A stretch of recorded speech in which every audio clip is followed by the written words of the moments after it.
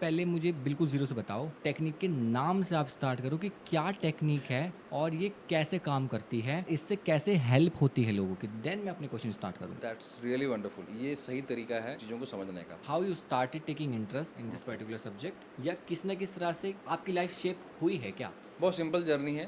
मेरी वही जर्नी है जो 93% लोगों की जर्नी है। मैंने भी 10th के बाद मेरे मार्क्स के बेस पर बहुत इंटरेस्टिंगली पैशनेटली पीसीएम लिया था। मैंने भी। ठीक है, 11th 12th मेरे मार्क्स अच्छे नहीं आए, लेकिन तब जो मेरे फैशन मार्क्स था ना अच्छे आए थे मेरी 12th में। मेरे अच्छे नहीं आए थे भाई। प्रोक्रास्टिनेशन की हम बात करते हैं ना, प्रोक्रास्टिनेशन के सॉल्यूशन $1 बिलियन इंडस्ट्री बन गई। प्रोकास्टिनेशन को अगर सिंपल वर्ड में बोलें तो आपका वाई क्लियर। अब वाई क्लियर ना होने के बहुत सारे रीजन है। मैंने आपको देखा, आप जब संडे को जब अपना वर्कशॉप लेते हो, आप 6 घंटे से 8 घंटे लेते हो। मैंने आपसे सवाल ही पूछा, भाई 6 घंटे कैसे बोल लेते हो? क्योंकि आपका नेचुरल टैलेंट है। नेचुरल टैलेंट को आपने नर्चर कर दिया। जब नर्चर कर दिया तो वो आपको काम लगता ही नहीं है। जो काम नहीं लगता तो मुझे तो उसमें आनंद आएगा ही ना, और आनंद के साथ पैसा अपने आप आता है भाई। सेल्फ हार्म करने से दिमाग में एंडोर्फिन्स रिलीज होते हैं। This is the negative side of endorphin. लेकिन आपने देखा होगा लोगों के एक से ज़्यादा कट होते हैं, दे गेट एक एडिक्टेड टू दैट। से ज़्यादा मेरे को तो आपकी बात से केस याद आ गया जो बिल्कुल भूल गया था। एक लड़की का हमने जब टेस्ट किया तो टेस्ट करने के बाद जितनी वो काम रिलैक्स दिख रही थी ना, रिपोर्ट कुछ और बता रही थी।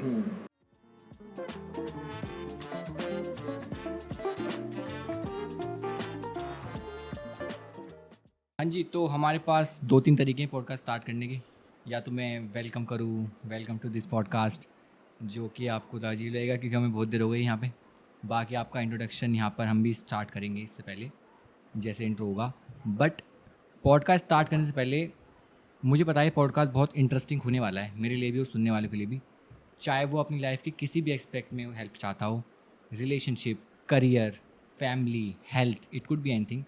क्योंकि आई बिलीव हम एक बहुत ब्यूटीफुल टेक्निक के बारे में जानने वाले हैं, ये मेरा अजम्पशन है, जिससे हमारी ब्रेन परफॉर्मेंस एनहेंस हो सकती है। एग्रीड। तो डिस्कशन बहुत बड़ा है, तो मैं सबसे पहले चाहता हूँ कि आप खुद अपना इंट्रोडक्शन दो ताकि ज़्यादा जस्टिस हो पाए। ओके, तो बॉल मेरे पाले में आपने डाल दी है और अपना इंट्रोडक्शन देना। ओके, तो दोस्तों मेरा नाम है विकास नागरू और मैं हूँ फाउंडर ब्रेन इन्फिनिटी का, जो कि मेरे दिल के बहुत करीब है। इसलिए नहीं कि मैं उसका फाउंडर हूँ, इसलिए क्योंकि जो हमारा कॉन्सेप्ट है हु एम आई। ये जानने के लिए पता नहीं कितने ही शास्त्र पढ़े जाते हैं, कितने वेद लिखे गए हैं, कितना कुछ इसके बारे में बोला गया है कि अपने आप को जानो।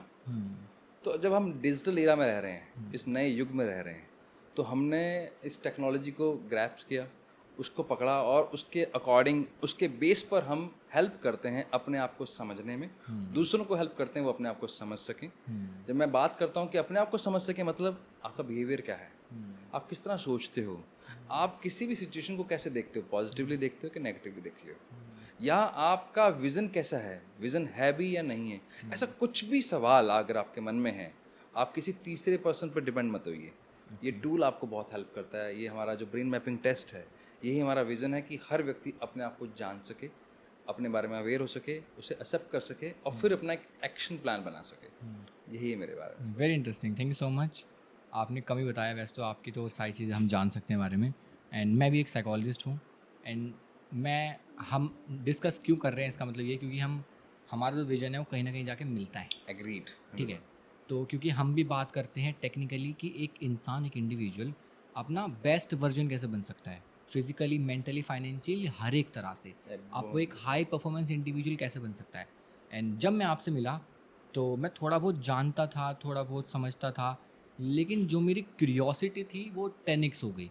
ना कि सिर्फ इस चीज़ में जो हम डिस्कस करने वाले हैं, DMIT, ब्रेन मैपिंग टेक्निक, इसके अलावा और चीज़ों में जिस पे भी हमने डिस्कस किया। तो आई एम वेरी क्यूरियस, क्योंकि ये भी उसी तरफ जा रहा है, ये भी वहीं कंट्रीब्यूट करेगा जहाँ हम करना चाहते हैं, एक इंडिविजुअल की, एक किसी भी इंसान की लाइफ बेस्ट बनाने में, ताकि एक फुलफिल लाइफ जी सके। Agree, 100% agree. और मेरे लिए भी एक ये ट्रांसफॉर्मिंग एक पॉडकास्ट होने वाला है, क्योंकि मैं बहुत सारे लोगों से मिलता हूँ और मेरा रोज़ का काम यही है। और मुझे सबसे बड़ा आनंद भी बहुत आता है लोगों से मिलने में, लेकिन किसी साइकोलॉजिस्ट के साथ मिलना और उसका इस विषय पे बात करना, उसका इंटरेस्ट अलग है। तो मैं खुद बहुत एक्साइटेड हूँ। और जो आपकी वाइब्स हैं ऑब्वियसली वो एक रिफ्लेक्ट पैदा कर रही हैं, जो हमारे चेहरे पे दिख रहा है, जो मेरे चेहरे पे दिख रहा है ना आपको, वो इनका रिफ्लेक्शन है। क्या बात है, thank you so much.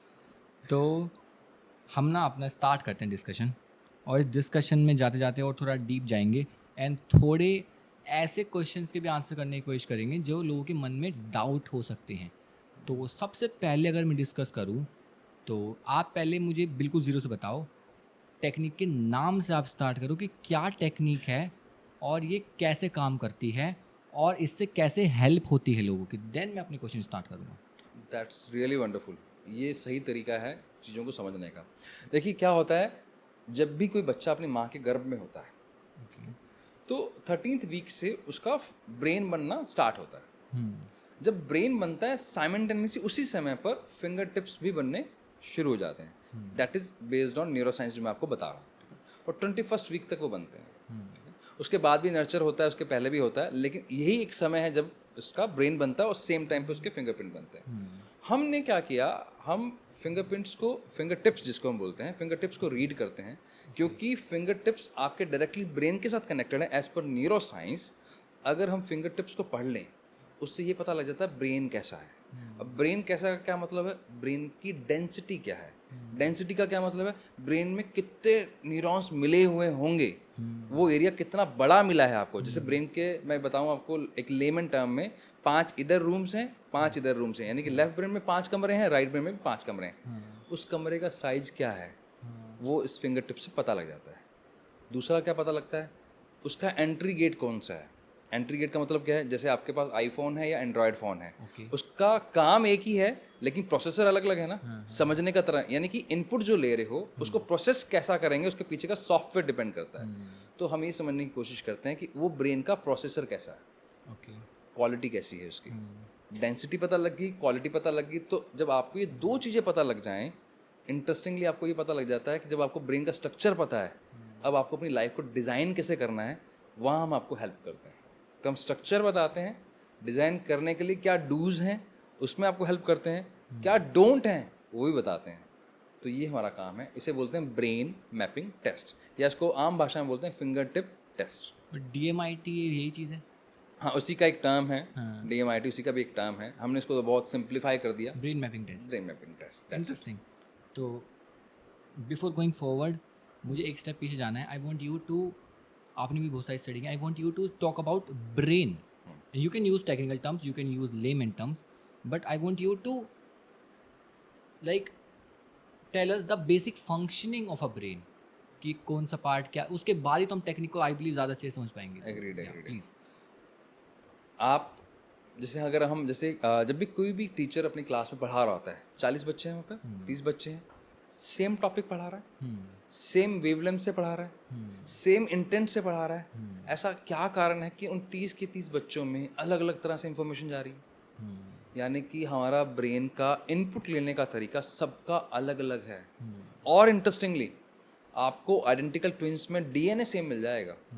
800 crore अगर लोग हैं दुनिया में, किसी एक का भी फिंगरप्रिंट आपको दूसरे से मिलता हुआ नहीं मिलेगा। ओके। 800 करोड़ लोगों में इतना बड़ा डिफरेंस भगवान ने दिया है, कोई रीजन से दिया होगा। यानी कि 800 करोड़ तरह की पर्सनैलिटीज यहाँ पर रहती हैं, एग्जिस्ट करती हैं। 800 करोड़ तरह के बिहेवियर यहाँ रहते हैं, 800 करोड़ तरह के इंटेलेक्चुअल लेवल, आपका पर्सनैलिटीज़, डिटेल में अगर आप और भी जाना चाहोगे, सबका लर्निंग स्टाइल बहुत, मतलब इतना डिफ्रेंशिएशन है। कैसे आप उसको जनरेट कर सकते हैं, एबिलिटीज़ में, डिसेबिलिटीज़ में, लाइकिंग में, डिसलाइकिंग में। तो जब ब्रेन अलग है तो फिंगर टिप्स भी सबके अलग हैं। तो ब्रेन का आपको ये पता लगता है कि इनपुट लेने का तरीका क्या, यानी कि आप सीखते कैसे हो। आपको ये पता लग जाए कि आपका सीखने का ये बेस्ट वे है, यानी कि ब्रेन का हिस्सा वो पता लग जाए, तो आप उसी तरीके से सीखोगे। सबसे इम्पॉर्टेंट, जब आप उस तरीके से सीखोगे तो आपका रिटेंशन भी तो बढ़ेगा, क्योंकि आप अपने इंटरेस्टिंग पॉइंट से सीख रहे हो, जैसा आपको सीखना पसंद है, नेचुरल। क्योंकि स्कूल में या किसी भी जगह पर पढ़ाया तो जेनरिक ही पढ़ाया जाता है, सेम तरीके से, लेकिन मेरा अलग तरीका है, मेरे साथ वाले बच्चे का अलग है। जब मेरा इनपुट लेने का तरीका अलग है ना, तो मेरा आउटपुट देने का भी तरीका अलग होगा।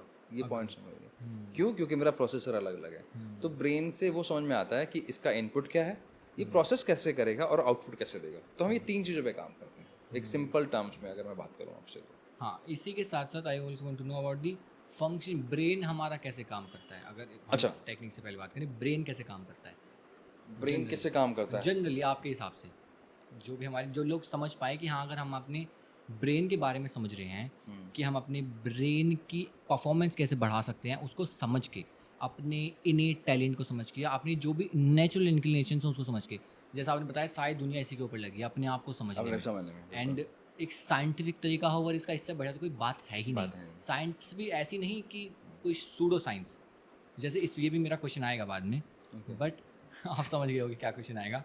तो उससे पहले मुझे आप थोड़ा समझाओ कि ब्रेन हमारा कैसे काम करता है ताकि लोगों को बेसिक अंडरस्टैंडिंग आए। देखिए, ब्रेन का बहुत सिंपल सा काम है।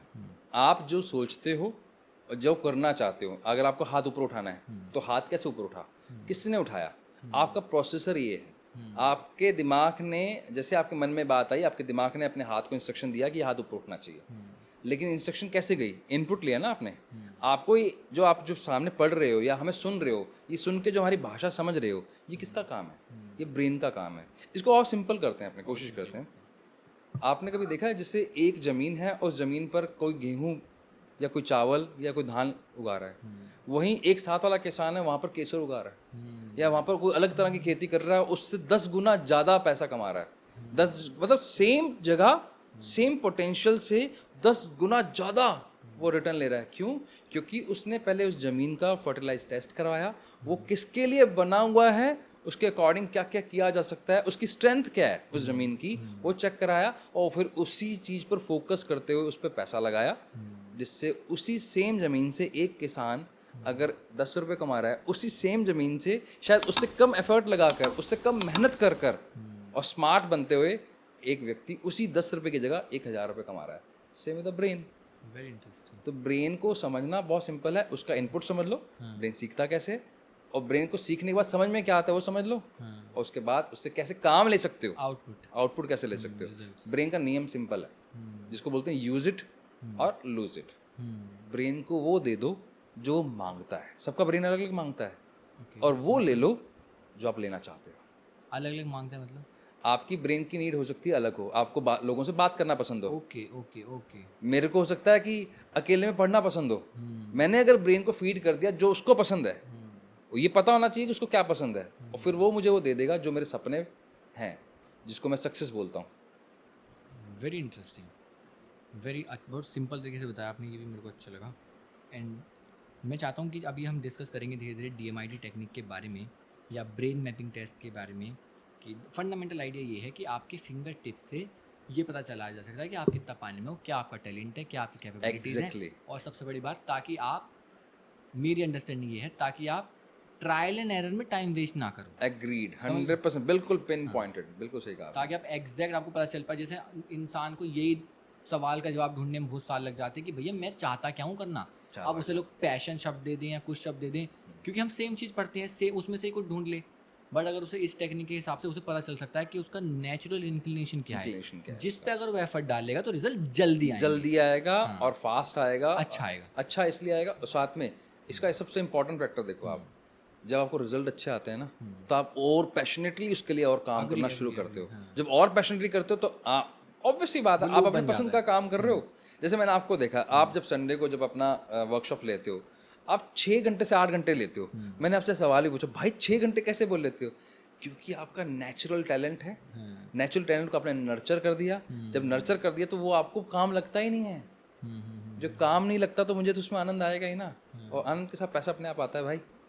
Correct, very interesting. मेरे को नेक्स्ट क्वेश्चन इज थोड़ा, एक बार मैंने एक मैम थी जिनको मैं जानता था, उनके साथ मैंने डिस्कशन किया था DMIT के बारे में, ब्रेन मैपिंग टेस्ट के बारे में, वो भी करती हैं, एंड वो भी बहुत इंटरेस्टिंग चीज़ कर रही थी। वो क्या कर रही थी ना, कि एक कपल है, उन्होंने बोला था कि मनीष, बच्चे की, तुम बच्चा पैदा होने से पहले उसको वो करना स्टार्ट कर सकते हो, नर्चर, कि तुम्हें क्या उसमें स्किल वो करनी है। तो मुझे बहुत फैसिनेटिंग लगा वो। आपने शायद सुना, गर्भ संस्कार बिल्कुल से जुड़े हुए हैं वो, भाविशा नाम है उनका, बहुत मेरे को मज़ा आया उसके बाद।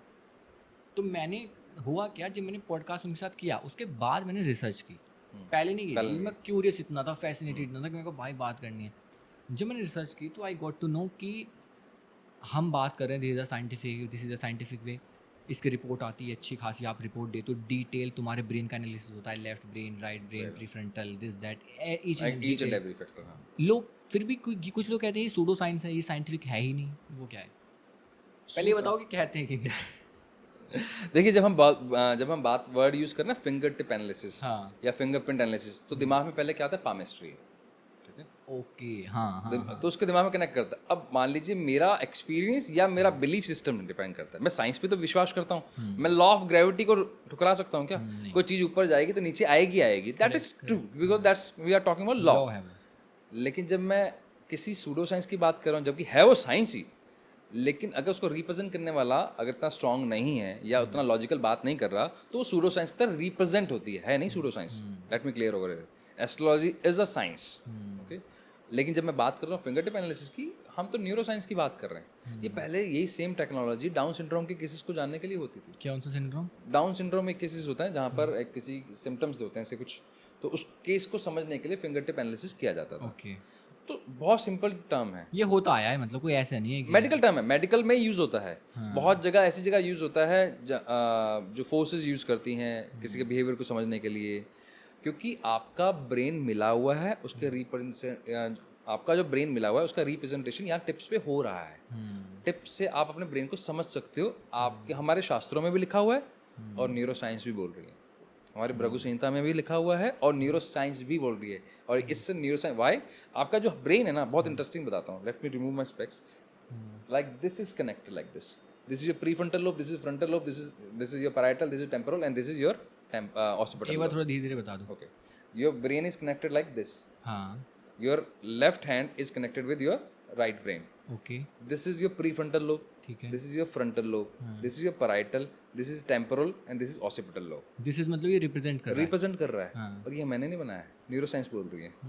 Same with this hand, researches हैं। रिसर्चर्स का ये तो साइंस है, ये तो जो लेफ्ट ब्रेन और राइट ब्रेन की जो थ्योरी है डॉक्टर रॉजर स्पेरी थे 1983 में, जहाँ तक मुझे सन याद है, ओके।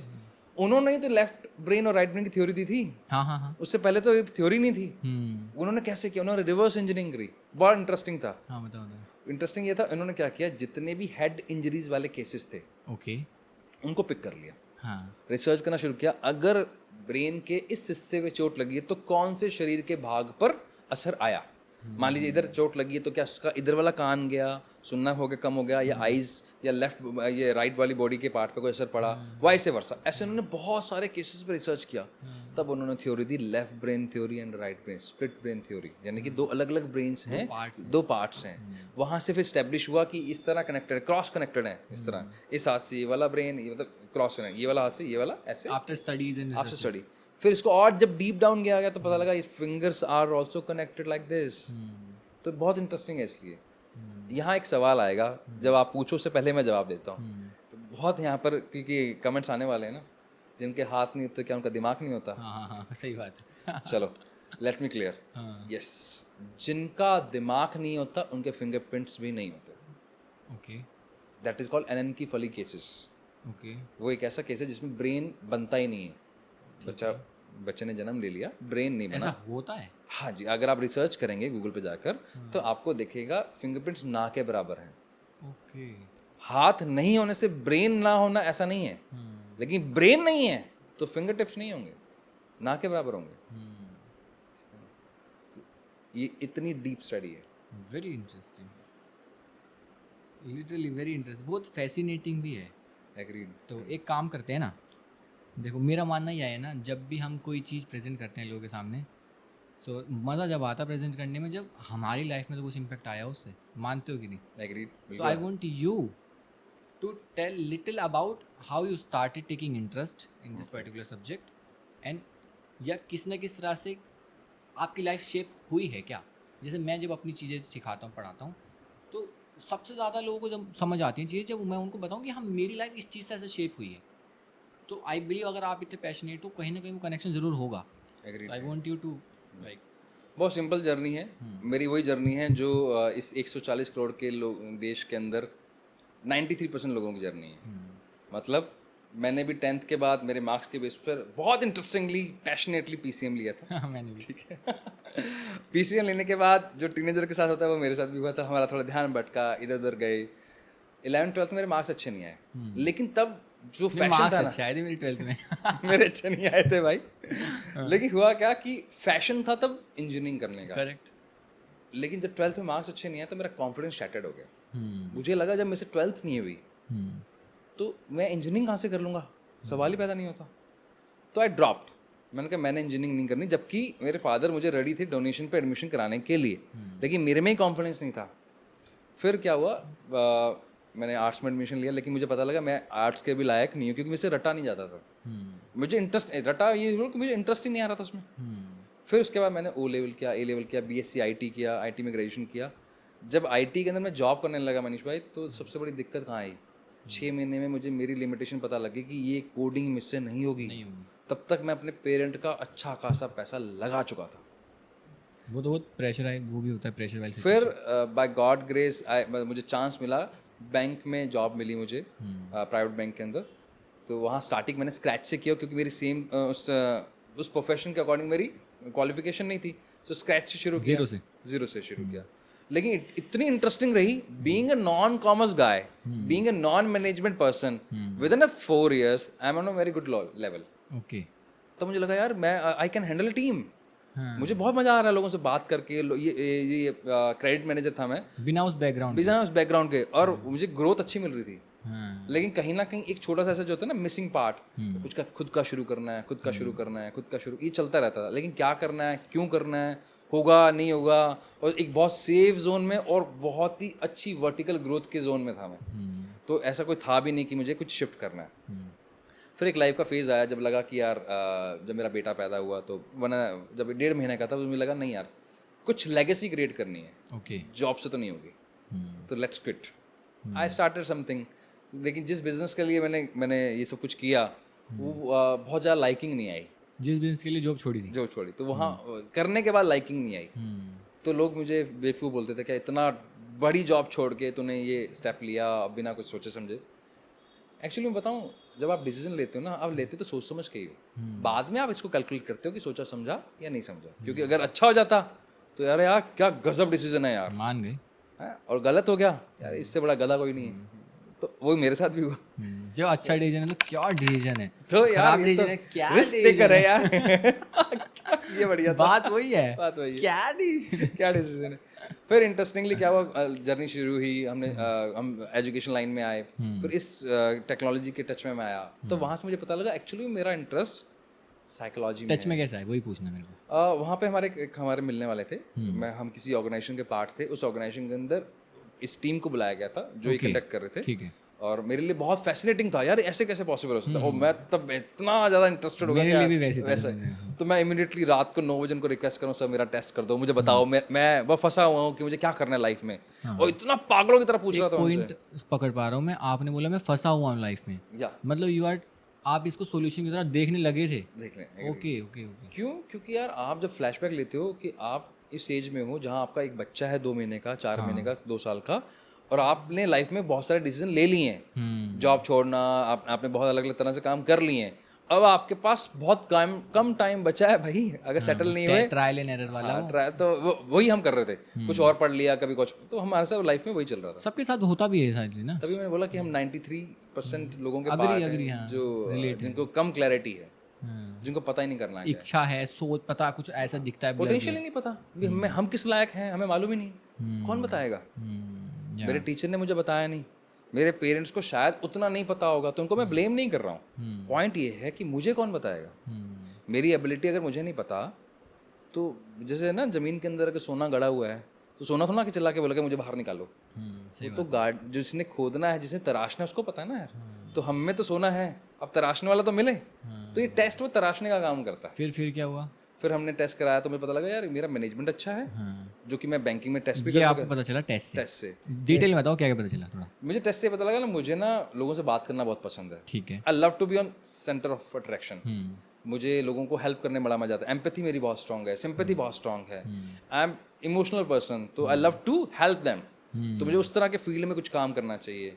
फिर साइकोलॉजी जब आया कि हाँ साइकोलॉजी पढ़ सकते हैं, अब करियर कहाँ से चेंज कर लूँ, तो फिर इसको और डिटेल में पढ़ना शुरू किया। अच्छा भाई पता लगा कि अगर आप देख कर और सुनकर पढ़ोगे तो आपका रिटेंशन फास्ट हो जाएगा। ओके। तो यानी कि मुझे मेरा लर्निंग स्टाइल पता लगा उससे, ताकि अगर मुझे पढ़ना भी है तो मैं फास्ट कैसे लर्न करूँ इसको। नहीं तो ये बहुत बोरिंग सब्जेक्ट हो जाता कि इतना लंबा कैसे पढ़ो और इतना कैसे करो। तो वहाँ से इंटरेस्ट बनना शुरू हुआ। कुछ चीज़ें मैंने अपने आप में इम्प्रूव करने की शुरू करी कि कैसे मुझे अपने आप पे काम करना है। मुझे हेल्थ वाइज कुछ चीज़ें इनपुट्स मिले मुझे कि हाँ भी आपको ये काम अगर नहीं ध्यान रखा तो आपको हेल्थ के चैलेंजेस आएंगे। तो वहाँ से मुझे इंटरेस्टिंग जर्नी शुरू हुई। फिर एक टाइम के बाद मुझे लगा कि इसको करियर बनाना है, इसी चीज़ को बना सकते हैं। इसी चीज़ ये को बनाना है। वो मतलब ये तो मेरे के साथ जब भी होगा जब आपको इतना ज़्यादा आपने नेक्स्ट लेवल रिलेट किया होगा रियल लाइफ से ना। मतलब इतना कनेक्टेड फील करता हूँ मैं इससे कि अगर ये नहीं होता तो फिर देखो ट्रायल और एरर मेथड में चांसेस तो होते हैं आपके सक्सेस होने के, उसका कोई एंड ही नहीं ना। लेकिन 1% है वो। हाँ। हो गया तो तुक्का लग गया, नहीं लगा तो फिर आप ट्रायल और एरर करते जा रहे हो आप। और ऐसा कोई नहीं है कि भूखा कोई नहीं मरता, सही तो बात खाना तो मैं भी खा रहा था, घर तो मैं भी चला रहा था। पॉइंट ये है कि क्या हम अपने पोटेंशियल का सही यूटिलाइज कर रहे हैं, तो वो जस्टिफाइड नहीं लग रहा था मुझे। तो वो इस टेस्ट की वजह से मुझे जस्टिफाइड लगा कि अब मुझे पता है मेरा पोटेंशियल क्या है। अब ये तय करना है क्या मैं इसको नर्चर करना चाहता हूँ या नहीं करना चाहता हूँ, क्या मेरी स्थितियाँ या मेरे जो सर्कमस्टेंस है क्या मुझे अलाउ कर रहे हैं, चाहे वो फाइनेंशियल हो सकता है, चाहे वो रिलेशनशिप हो सकता है, चाहे वो मेरा फैमिली बैकग्राउंड, एनीथिंग, तो वो कुछ भी हो सकता है। तो लेकिन मुझे क्लैरिटी मिल गई कि यार ये कर सकता हूँ मैं, अब चॉइस इज माइन, मुझे करना है या नहीं करना। तो जब मुझे मिल गई उस एज में जहाँ लोगों का करियर सेटल कर लेते हैं, कर चुके मुझे स्क्रैच से शुरू करना है, then I picked up and by God grace I got a very great family, they supported me, they allowed me, then I am here with you. Very very interesting, very interesting. And probably आपको याद हो first इंसान के बारे में जिसके साथ आपने अपना टेस्ट किया हो, पहला इंसान जो आपने परफॉर्म किया टेस्ट, या इनिशियल में से कोई। मेरी जो लाइफ का जो सबसे जो करीबी जो टेस्ट रहा है ना, जिसके लिए मैं बोलता हूँ लाइफ ट्रांसफॉर्मिंग रहा है, जो मैंने अपनी आंखों से देखा है, मैं उस लड़की को कभी भूल नहीं सकता। बताओ बताओ। नाम तो मैं रिवील नहीं हाँ करूँगा। हाँ डेफिनेटली। तो क्या था कि उसकी फैमिलीज में कुछ इश्यूज थे, उसके साथ समहाउ कुछ गलत भी हुआ था, लेकिन वो उसको उसकी फैमिली उसको सपोर्ट नहीं कर रही थी।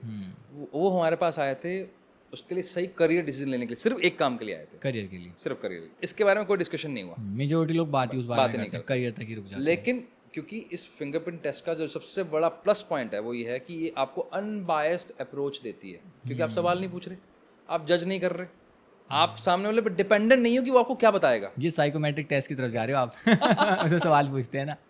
तो मैं डिपेंडेंट नहीं था उन पे कि वो मुझे क्या बताएंगे। तो जब मैंने टेस्ट किया तो मुझे कुछ चीज़ें उसकी बहुत हाई पोटेंशियल वाली लगी, लेकिन उसके अकॉर्डिंग बच्चा नहीं था। ओके। तो एक बिल्कुल aware कॉन्ट्राडिक्टरी नहीं था, उसको मालूम ही नहीं है, उसका जोन ही अलग चल रहा है। हमने जब बात करी तो सब धीरे धीरे धीरे धीरे धीरे धीरे वो ओपन अप होना हमारे साथ शुरू हुई। तब उसने अपनी सारी पर्सनल प्रॉब्लम्स हमारे साथ शेयर करी। और नॉर्मली हमारा 1 या 2 सेशंस होते हैं, उसके साथ हमने अच्छे खासे सेशंस लिए और हैंड होल्डिंग जब तक हमें आ रहा था, क्योंकि मेरा उससे पर्सनल अटैचमेंट हो गया कि मुझे लगता था इस बच्चे के साथ इतना गलत हुआ है, फिर भी मुझे जो सबसे उसकी ब्यूटी लगती थी यार उसके चेहरे स्माइल थी। तब भी फाइटर थी वो, और मुझे लगता यार 17 साल की बच्ची है, 18 साल की है, इसमें ये अकल है कि मेरे को ये करना है, कैसे करना है, मुझे आप सिर्फ हेल्प कर दो। और फाइटर की तरह वो स्माइल लेके खड़ी हुई है। और वो मेरे इतने करीब है आज भी, और आज वो टॉप के कॉलेज में अपना पैशन फॉलो कर रही है। और उसी को मैं जब भी सारी ज़िंदगी याद रखने वाला हूँ। शी इज़ द वन जिसने मुझे पुश किया कि तुम यहाँ से बाहर निकलो, बाहर जाके काम करो। नहीं तो मैं अपने कंफर्ट जोन में था, अपने एरिया में काम कर रहा था, खुश था। कहाँ से आप? जयपुर से? मैं श्री गंगानगर, राजस्थान, पाकिस्तान पंजाब बॉर्डर से हूँ। Okay, then you are move to I try to move to Jaipur, Jaipur. लेकिन डेस्टाइन ने यहाँ लिखा हुआ था। मेरे बहुत अच्छे दोस्त हैं, लोग कहते हैं कि दोस्त नहीं थे मेरे, तो भाई भगवान ने इतने अच्छे दोस्त दिए हैं जिनकी, उनका नाम है अमर चौधरी सर, जिन्होंने मुझे बहुत हेल्प किया।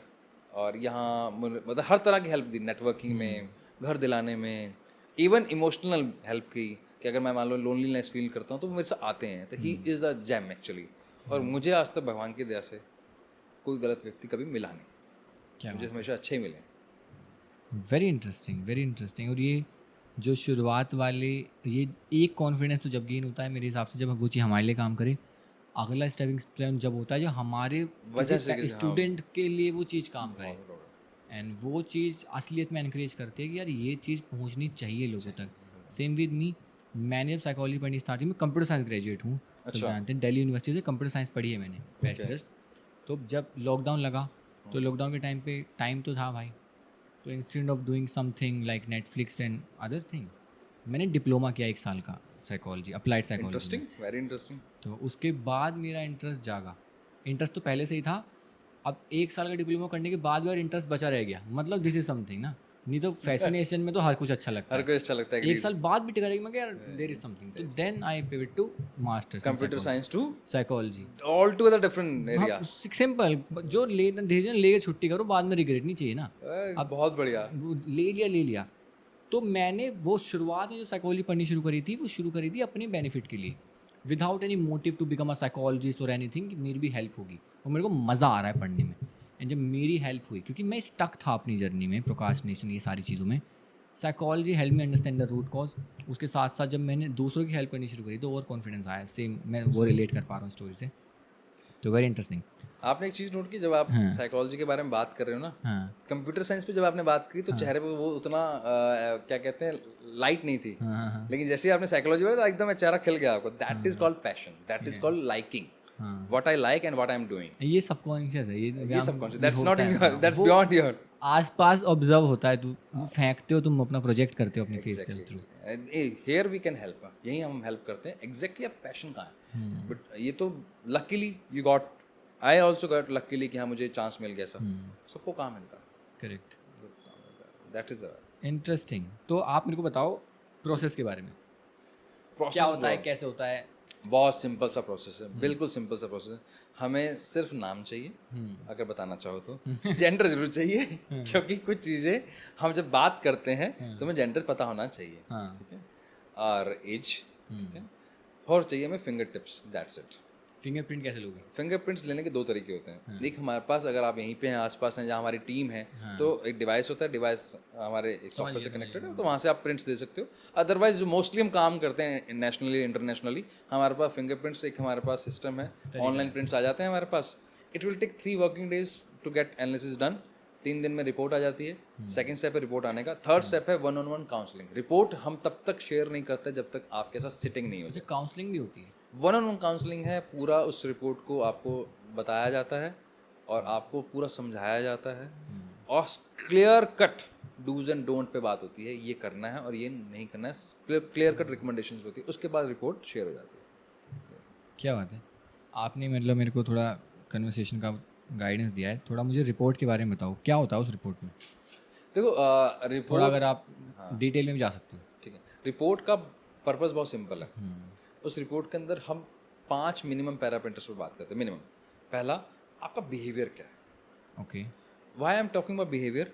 मान लीजिए कि मेरा बिहेवियर एक्स है, यानी कि डोमिनेंस मेरा बिहेवियर है, और मेरा जो काम आप मुझे दे रहे हो ऐसा जिसमें मुझे किसी की अथॉरिटी के नीचे रहना है। मैं एक लेमन एग्जांपल दे रहा हूँ, तो मेरे वो बिहेवियर के अकॉर्डिंग नहीं है। चाहे मेरा सब्जेक्ट मेरे पसंद का होगा, चाहे एरिया मेरे पसंद का होगा, मेरा काम मेरे पसंद का होगा, लेकिन मेरे बिहेवियर से वो डिस्कनेक्ट कर रहा है, तो क्या होगा, कॉन्फ्लिक्ट होगा। जब कॉन्फ्लिक्ट होगा तो फिर वो या तो लीड करेगा स्ट्रेस या एंजाइटी को, या फिर जिसको आप बोलते हैं आजकल फैंसी वर्ड है मिड लाइफ क्राइसिस।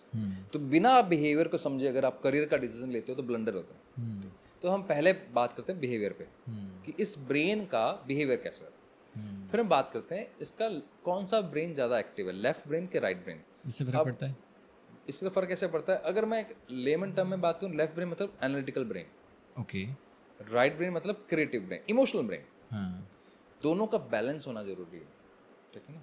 अब ये तो आपके हाथ में नहीं है, क्योंकि ये तो बाय बर्थ मिलता है आपको, ठीक है। बैलेंस का मतलब यहाँ पर क्या है, जहाँ आपको लॉजिकली सोचना है वहाँ आप लॉजिकली सोचें, जहाँ आपको क्रिएटिवली या जहाँ पर आपको इमोशनली, आपको जहाँ पर थॉट प्रोसेस रखना है वहाँ पर थॉट प्रोसेस रखें, तो वो आपको क्लैरिटी मिल जाती है। वाइज अप्रोच है ना ये, कब एनालिटिकल होना है, कब इमोशनल होना है। तो आपको एक अच्छा, इससे क्या होता है, आपको अवेयरनेस आ गई कि मेरा ब्रेन कौन सा डोमिनेंट है, मेरा क्रिएटिव ब्रेन डोमिनेंट है या मेरा लॉजिकल ब्रेन डोमिनेंट है। तो आप अवेयर हो तो क्या होते हो, आप एक ठहराव लेते हो डिसीजन लेने से पहले या कुछ बोलने से पहले, क्योंकि आप कॉन्शियस हो चुके हो। आप अभी तक तो अननोइंगली कर रहे थे।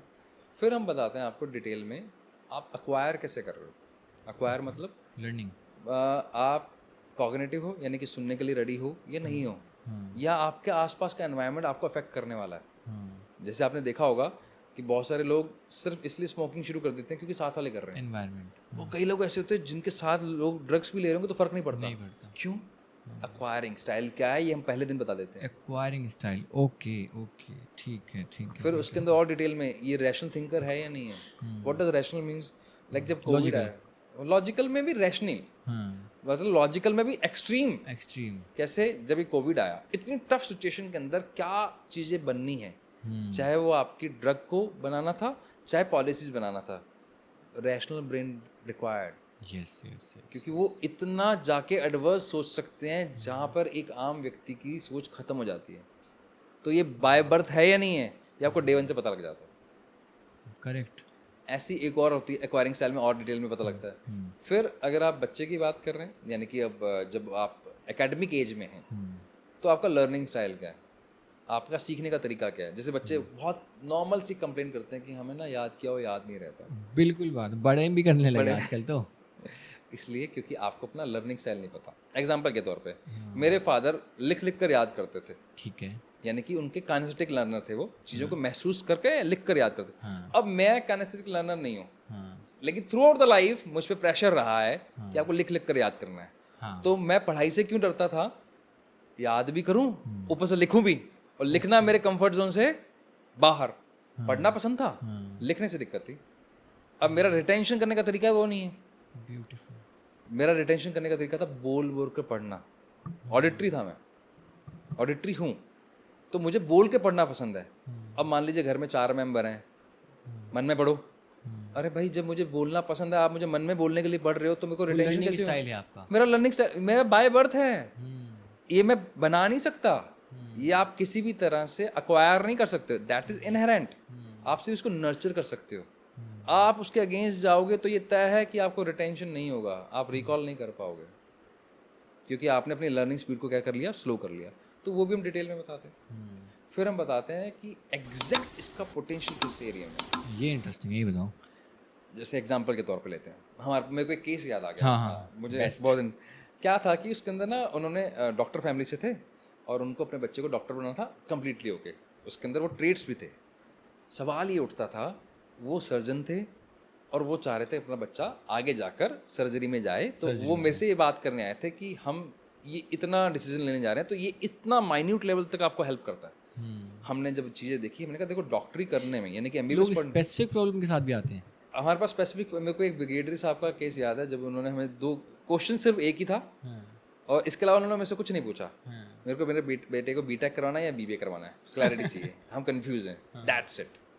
तो हमने वो देखा, हमने क्लियर कर दिया, दैट्स इट। तो मैं जब एमबीबीएस की बात कर रहा हूँ, क्या था कि उस बच्चे में ना टैलेंट था डॉक्टर बनने का, लेकिन जब सर्जरी की बात आई तो सर्जरी में you need a parietal low, fine motor skills जिसको बोलते हैं। ओके। फाइन मोटर स्किल्स यानी कि जिसको आप बोलते हैं हाथों की पावर, आम भाषा में बोलते हैं शिफा। ओके। आप बोलते हैं ना कई बार, यार इस डॉक्टर से इंजेक्शन लगवा लो यार, दर्द नहीं होता। हाँ हाँ हाँ हाँ। या इस डॉक्टर से ना डेंटिस्ट वाला काम करो, इसका हाथ वो साफ है यार, बिल्कुल पता ही नहीं लगता। या इस डॉक्टर से सर्जरी करा लेते हैं ना, इसका हाथ इतना फेमस है यार, इतना हल्का हाथ है इसका कि स्टिचेस भी लगाता है ना, बहुत ही पता नहीं लगता। What does it means? भैया, भगवान ने वहाँ पर आपको न्यूरॉन्स दिए, पेरेंट्स ने आपको अपॉर्चुनिटी दी नर्चर करने की, आपको कॉलेज ने अपॉर्चुनिटी दी इसको और नर्चर करने की, और आप उसी करियर में आ गए, तो आपने क्या किया, उसको स्केल अप कर लिया, डबल डाउन करते चले गए। अदरवाइज भैया दूसरे सर्जन में तो वहीं कॉलेज से पढ़ाई करी है, करेक्ट। उसने उसको क्यों नहीं हुआ? सेम एजुकेशन, सेम एजुकेशन, सब कुछ, क्योंकि ब्रेन सपोर्टिव नहीं है। तो हमने ये बोला कि सर इसका ब्रेन ना उसके लिए ऑप्टिमम नहीं ये नहीं कह रहे कि हम नहीं कर सकता, अगर इसके लिए डील करने के लिए तैयार हो कि ये थोड़ा चैलेंज आएगा आगे जाकर, ज़्यादा भी आ सकता है, फ्रिक्शन ज़्यादा होगी, डिपेंड करता है भाई। जैसे एग्जांपल के तौर पे अब जैसे लिख के आप भी पढ़ तो सकते ही हो, लेकिन मुझे आनंद नहीं आएगा। हाँ, मैं इसको मैं तो बहुत सिंपल टर्म से मैं समझता हूँ कि मान लीजिए एग्जांपल के, तो बहुत लेमन वाला एग्जांपल लेते हैं, किसी को फाइन मोटर स्किल्स में 1 लाख न्यूरॉन्स मिले, ठीक है, और किसी को 10,000 न्यूरॉन्स मिले। या हम एक काम करते हैं, क्रिकेटर का एग्जांपल लेते हैं ताकि और सिंपल हो जाए। किसी को बैटिंग पकड़ने के लिए फाइन मोटर, तब भी बैट कैसे पकड़ोगे आप, ग्रिपिंग कैसे होगी, अब उसको 1 लाख न्यूरॉन मिले, और किसी को 10,000। 10,000 वाला बच्चा है जिद्दी, मुझे तो क्रिकेटर ही बनना है, जो मर्जी हो जाए, लगा हुआ है रोज 8 घंटे प्रैक्टिस करने के लिए। 8 घंटे प्रैक्टिस, एग्जाम्पल के तौर पे 10,000 न्यूरॉन्स, 10,000 न्यूरॉन्स मैक्सिमम 10,000 कनेक्शन बना सकते हैं, हाँ, सिनेप्टिक कनेक्शन जो बनते हैं। अब 10,000, उसे 10,000 के 10,000 बना लिए, 10,000 मल्टीप्लाई बाय 10,000, इतने न्यूरॉन से ज़्यादा नहीं बन सकते मैक्स। जो दूसरा बच्चा है जिसके पास 1 लाख न्यूरॉन्स है, अब आपको जब क्रिकेट टीम चुनने आएगी, सिलेक्टर कमेटी आएगी आपसे चुनने के लिए, 1 लाख न्यूरॉन वाला बच्चा, क्योंकि उसका नेचुरल टैलेंट है, सिर्फ और सिर्फ 2 घंटे प्रैक्टिस करता है, बाकी टाइम मस्ती मार रहा है। 2 घंटे प्रैक्टिस की, मान लेते हैं उसके सिर्फ 2,000 न्यूरॉन्स एक्टिव हुए, यानी कि 2,000 कनेक्शन। अब 1 लाख मल्टीप्लाई बाय 2,000 कर लो, ओके, वो कहाँ खड़ा है, ये कहाँ खड़ा है, 8 घंटे लगाने के बाद स्ट्रगल करने, ये फिर क्या बोलेगा, मैंने लाइफ में बहुत स्ट्रगल किया, क्योंकि आपका टैलेंट के खिलाफ था वो। लक की बात नहीं कर रहा हूँ, वेरी अब यहाँ पर क्योंकि प्रैक्टिस कर रहा है तो सिनेप्टिक कनेक्शन बनते जा रहे हैं, जैसे जैसे करता जाएगा वैसे वैसे नर्चर होता जाएगा। तो ऐसे आपको ये डिटेल में पता लग जाता है कि आपके लिए कौन सा करियर बेस्ट है।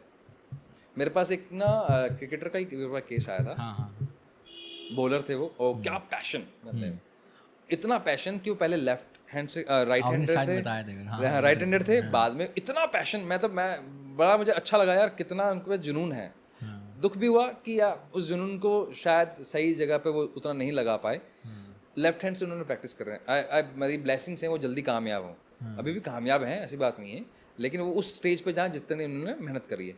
लेकिन जब उनकी हमने फाइन मोटर स्किल्स देखी तो उनकी ग्रिपिंग टाइट थी।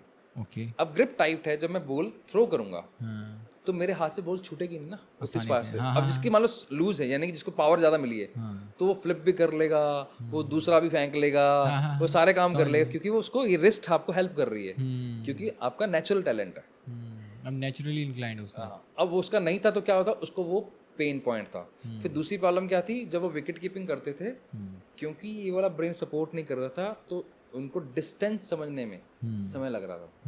ये इतना फास्ट होता है, जैसे महेंद्र सिंह धोनी, दिनेश कार्तिक, ऋषभ पंत, ये भी तो विकेट कीपर है ना, और भी तो कर सकते हैं, सेम ही तो काम है, लेकिन इनका रिफ्लेक्सिव एक्सिस बहुत ज़्यादा स्ट्रांग है, तो बहुत जल्दी एक्ट करते हैं, बहुत जल्दी रिएक्ट करते हैं, बहुत जल्दी एक्शन लेते हैं।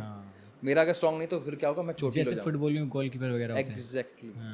उन्हें बहुत अगर आपको ध्यान हो सर, आप भी शायद उस इवेंट में थे जिसमें मोहम्मद कैफ आए थे, सानिया नेहवाल आई थी, उनका एक मैं क्या सिराज भी थे, तीनों का एक ही स्टेटमेंट था, अगर आपको, मेरे में टैलेंट मेरी मदर ने पहचाना, ये मेरा टैलेंट था, मुझे नहीं पता था, यानी कि एक कोच मिला।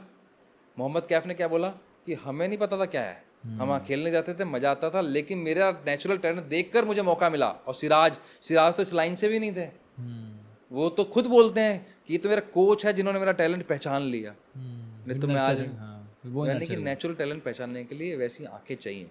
अगर वो गुरु नहीं है ना तो टूल ही काम आएगा। नहीं, अग्री, ये तो एक ब्रह्मास्त्र है, गुरु वो सबके हो भी नहीं सकते ना कोच।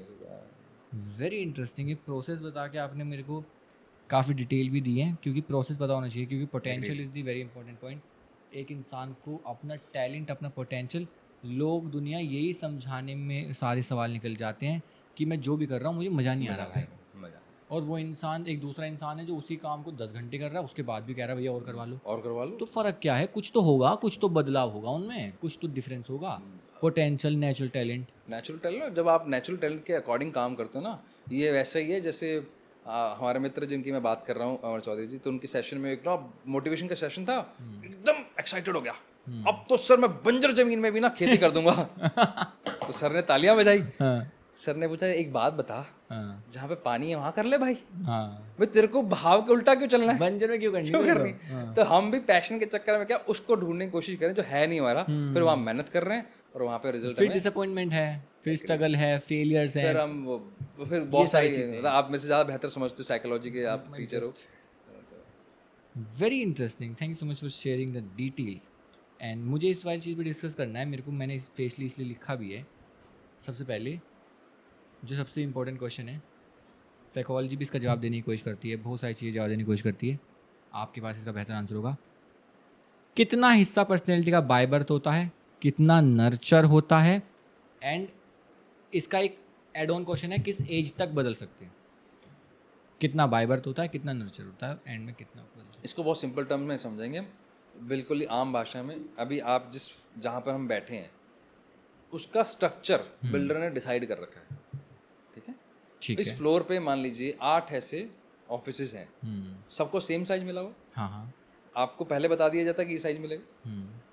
उस स्ट्रक्चर को लेकर मैं अगर 8 के 8 रूम में चला जाऊँ, सबके अलग अलग डिज़ाइन होंगे, हो सकते हैं। What does it means, structure आपको बाय बर्थ मिलता है, डिज़ाइनिंग आपके हाथ में है। तो स्ट्रक्चर पता लगता नहीं है, क्योंकि ऐसा टूल अभी तक बहुत ज़्यादा लोग नहीं जानते हैं। तो आपको ब्रेन तो बाय बर्थ मिल जाता है, उसको चेंज नहीं कर सकते आप, सिर्फ नर्चर कर सकते हो। मतलब जो ब्रेन की फिजिकल कैपेबिलिटीज़ हैं वो आपको बाय बर्थ मिली हैं, और बाकी जो नर्चर करते हो वो सारा आपका बाद में है, जिसको आप एक्सपोजर बोलते हो। ओके। अब एक्सपोजर उस फील्ड में नहीं है। जैसे आपने बहुत सारे डॉक्टर्स को सुना होगा या बहुत सारे आईपीएस ऑफिसर्स को सुना होगा, या मेरे को ना गाना गाना बड़ा पसंद है, या मैं ये बनना चाहता था। अभी एक आईएएस ऑफिसर भी ना जिन्होंने रिजाइन करके वो डांस वांस करने लग गए, क्या था ये? एक्सपोजर नहीं था। अचानक तो ना रात को, क्या ऐसा पॉसिबल है कि एकदम से कोई ना फिर रात को मैं सोया, सुबह उठा तो मुझे ब्रह्म ज्ञान मिल गया? डांस करना है। नहीं, एक्सपोजर मिला, ब्रेन वैसा इंक्लाइन था, उसको बड़ा अच्छा लगा, उसको डोपामाइन, आपका जितने भी आपके केमिकल्स हैं ट्रिगर हुए, you love it and you took a decision. That is the process. तो ब्रेन बाय बर्थ मिलता है, उसको नर्चर आप लाइफ लॉन्ग कर सकते हो, life long. Okay, life long तो चलो नर्चर हो सकता है, लेकिन कुछ तो होता होगा ना कि बचपन में थोड़ा आसान, ये कुछ तो होता होगा। देखिए, हम वैसे तो हम बोलते हैं कि जितनी अर्ली स्टेज में, साइंस भी यही सवाल है। हाँ, ना, जितनी अर्ली स्टेज में आप किसी ब्रेन को मैक्सिमम इनपुट्स दे दोगे in terms of unstructured way में, let me clear here, unstructured way. जैसे जो हमारे यहाँ पर स्कूल्स कॉन्सेप्ट आ गया है, स्कूल कॉन्सेप्ट के अंदर क्या चल रहा है कि आपको स्ट्रक्चर्ड वे में आप 3 साल के बच्चे को सिखा रहे हो, लेकिन ऐसा नहीं है। न्यूरोसाइंस बोलती है आप 5 साल तक के बच्चे को अनस्ट्रक्चर्ड वे में जो सिखाना चाहते हो सिखाओ। उसकी कैपेसिटी लर्निंग की बहुत स्पीड अप है, 5 से 7 साल। हाँ, तो वो बहुत बेनिफिशियल रहती है। लेकिन अनस्ट्रक्चर्ड वे में, लेट मी क्लियर है, जिसमें यूनिफॉर्म भी आ जाती है, यूनिफॉर्म भी डेली हम पहना के भेजते हैं, that is called structured again. तो इस एज में अगर आप कुछ भी, अगर आपको टैलेंट पता लग जाए तो उस पर अगर आप पूरा टाइम लगाते हो फोकस होके, तो बहुत जल्दी फास्ट ग्रोथ मिलती है। फिर आ जाता है एक 7 साल से 12 साल का ब्रैकेट, उसके अंदर लर्निंग और स्पीड अप हो जाता है वो। लेकिन जो पहले नेचुरली हो रही थी, अक्वायर होके हो रही थी, और वो स्ट्रक्चर्ड वे में हो जाती है, तो थोड़ी सी स्पीड स्लो हो जाती है। फिर 12 से 18 में और स्पीड स्लो हो जाती है, क्योंकि तब आपके बहुत सारे हार्मोन्स चेंज हो रहे होते हैं, तो आपका पूरा बॉडी का, ब्रेन का ध्यान कहीं और चला जाता है, बाकी सब चीज़ें प्लान में।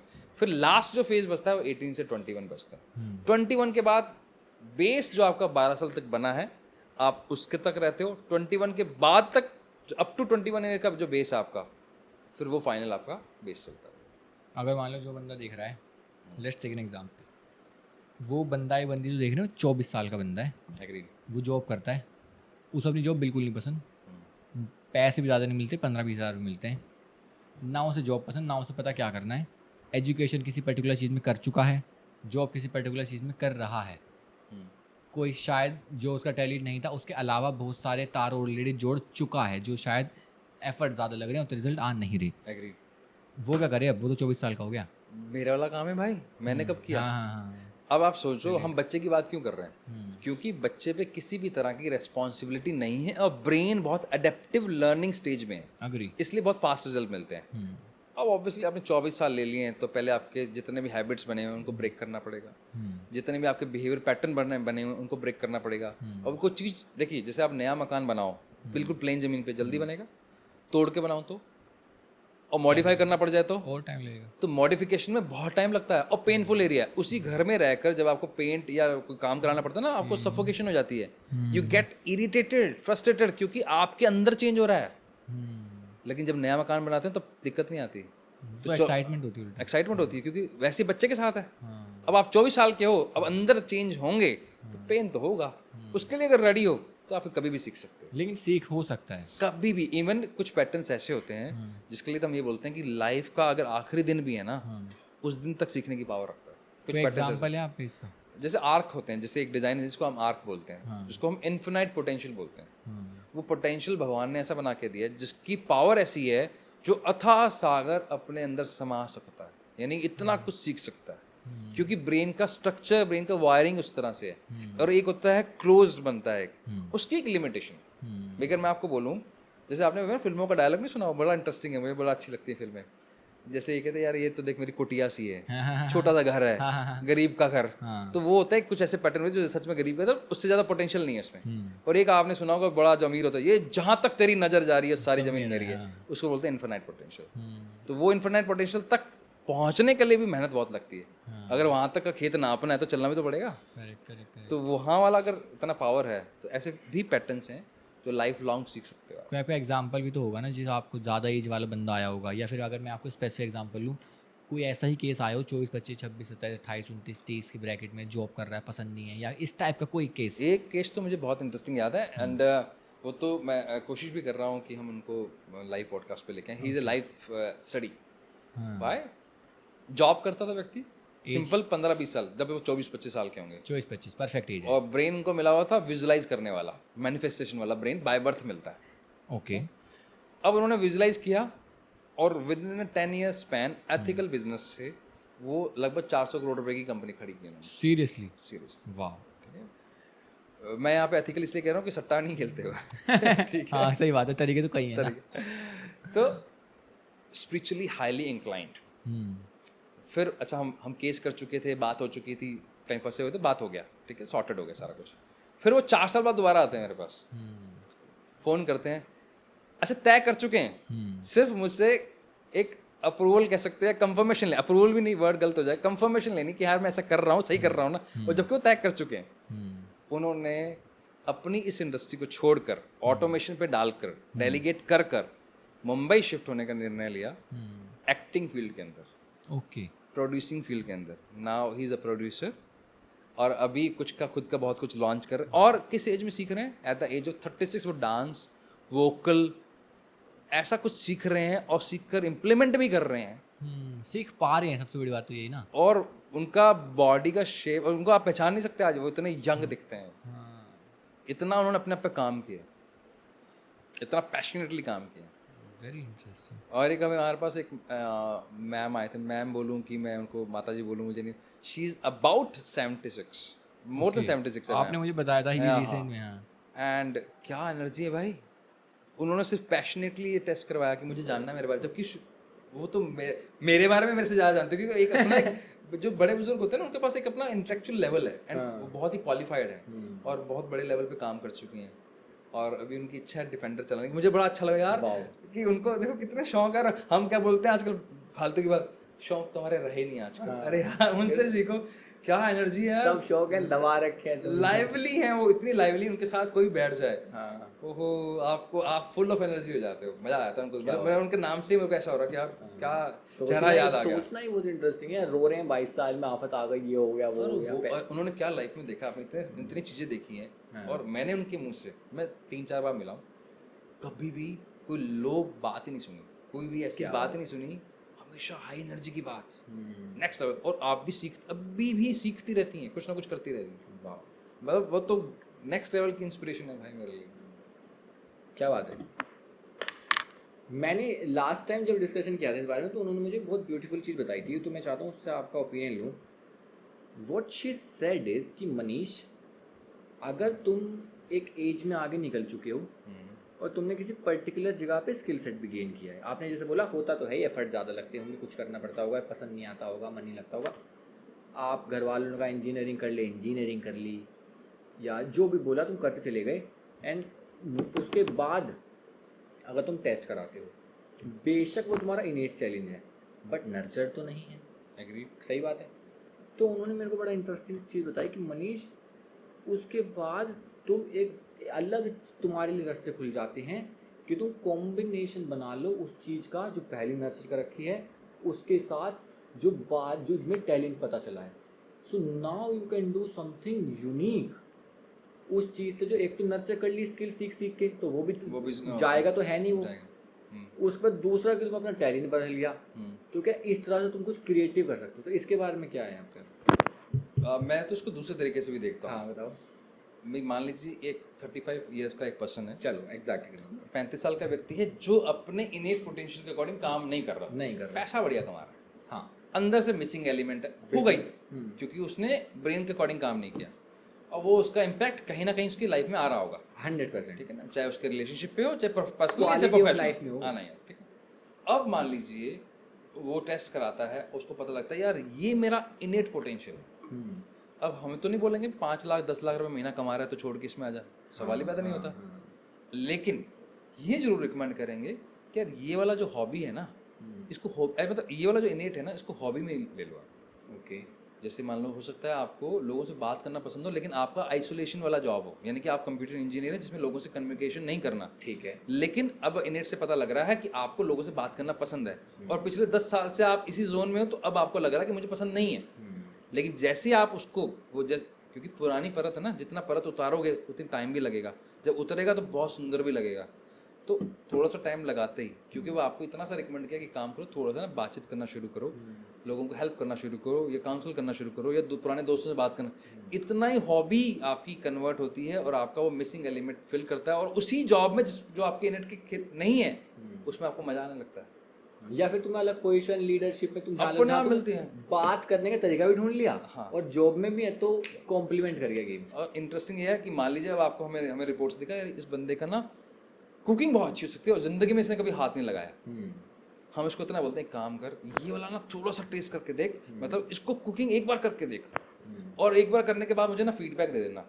ओके ठीक है। ओके। अब वो व्यक्ति जो भाई साहब एक CEO लेवल का है, उसको हम बोल रहे हैं कि कुकिंग करनी है, वो घर जाके करता है। अब मुझे बताओ उसको कैसा फील, एक तो उसको अप्रिशिएशन मिलेगा, हाँ उसका यानी कि जो उसका सेल्फ रिस्पेक्ट वाला एंगल है, अप्रिशिएशन एंगल, वो फिल हो गया। हाँ। दूसरा क्योंकि उसने ब्रेन के अकॉर्डिंग काम किया, तो ब्रेन का तो नियम बहुत सिंपल है, यूज इट और लूज इट। तो उसने जैसे यूज़ किया तो क्या हो, अंदर से हैप्पीनेस आती है, सेटिस्फेक्शन गजब का, मतलब ऐसे लगता है यार कहाँ आ गया हूँ मैं। और कुकिंग जिसको मिली हुई है बाय बर्थ, उसके लिए मेडिटेशन है। वाओ। तो ये उसके लिए रामबाण काम करती है, एकदम संजीवनी बूटी हो जाती है कि ये इसको अच्छा ये करते ही बाकी सब चीज़ें मजा आने लगता है।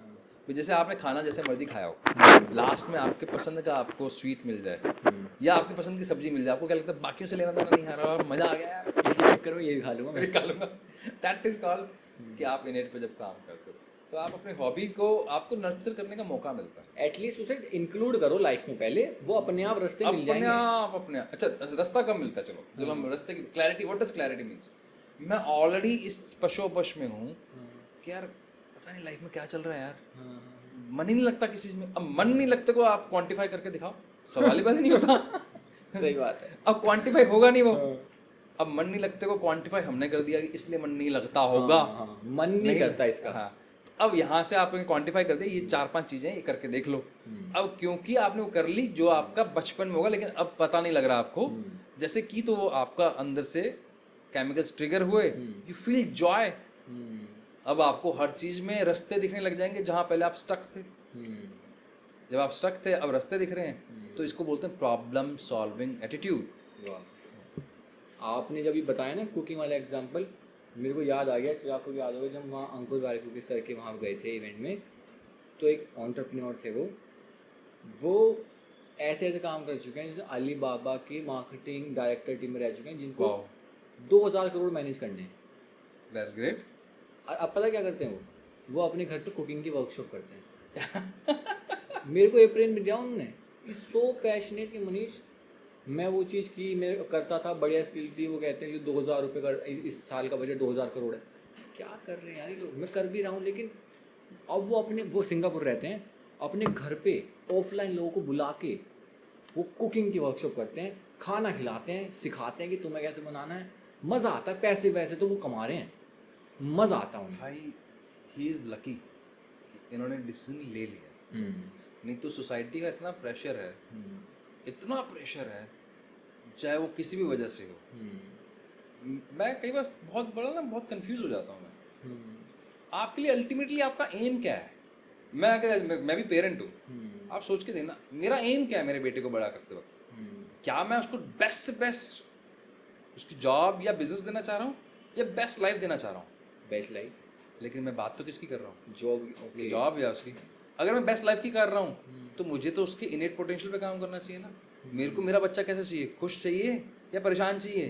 पैसा है परेशान है, मतलब वो भाई सोच के देखो, आज मेरे पेरेंट अगर ये देखें कि विकास महीने का 50 लाख रुपए कमा रहा है, लेकिन 4 तरह की बीमारियां लेके बैठा है और रोज चिड़चिड़ा रहता है, उसकी जगह ये देखें कि विकास 1 लाख रुपए कमा रहा है तो खुश बहुत है यार, मजे आ रहे हैं, मजे आ रहे तो हैं। मेरे माँ बाप तो यही चाहेंगे, तो मैं भी तो अपने बच्चे से यही चाहता हूँ। लेकिन सोसाइटी प्रेशर की वजह से क्या लगता है कि बच्चे को ऐसे कर दूँ, तो जो उन्होंने डिसीजन लेना, आई रियली सैल्यूट यार।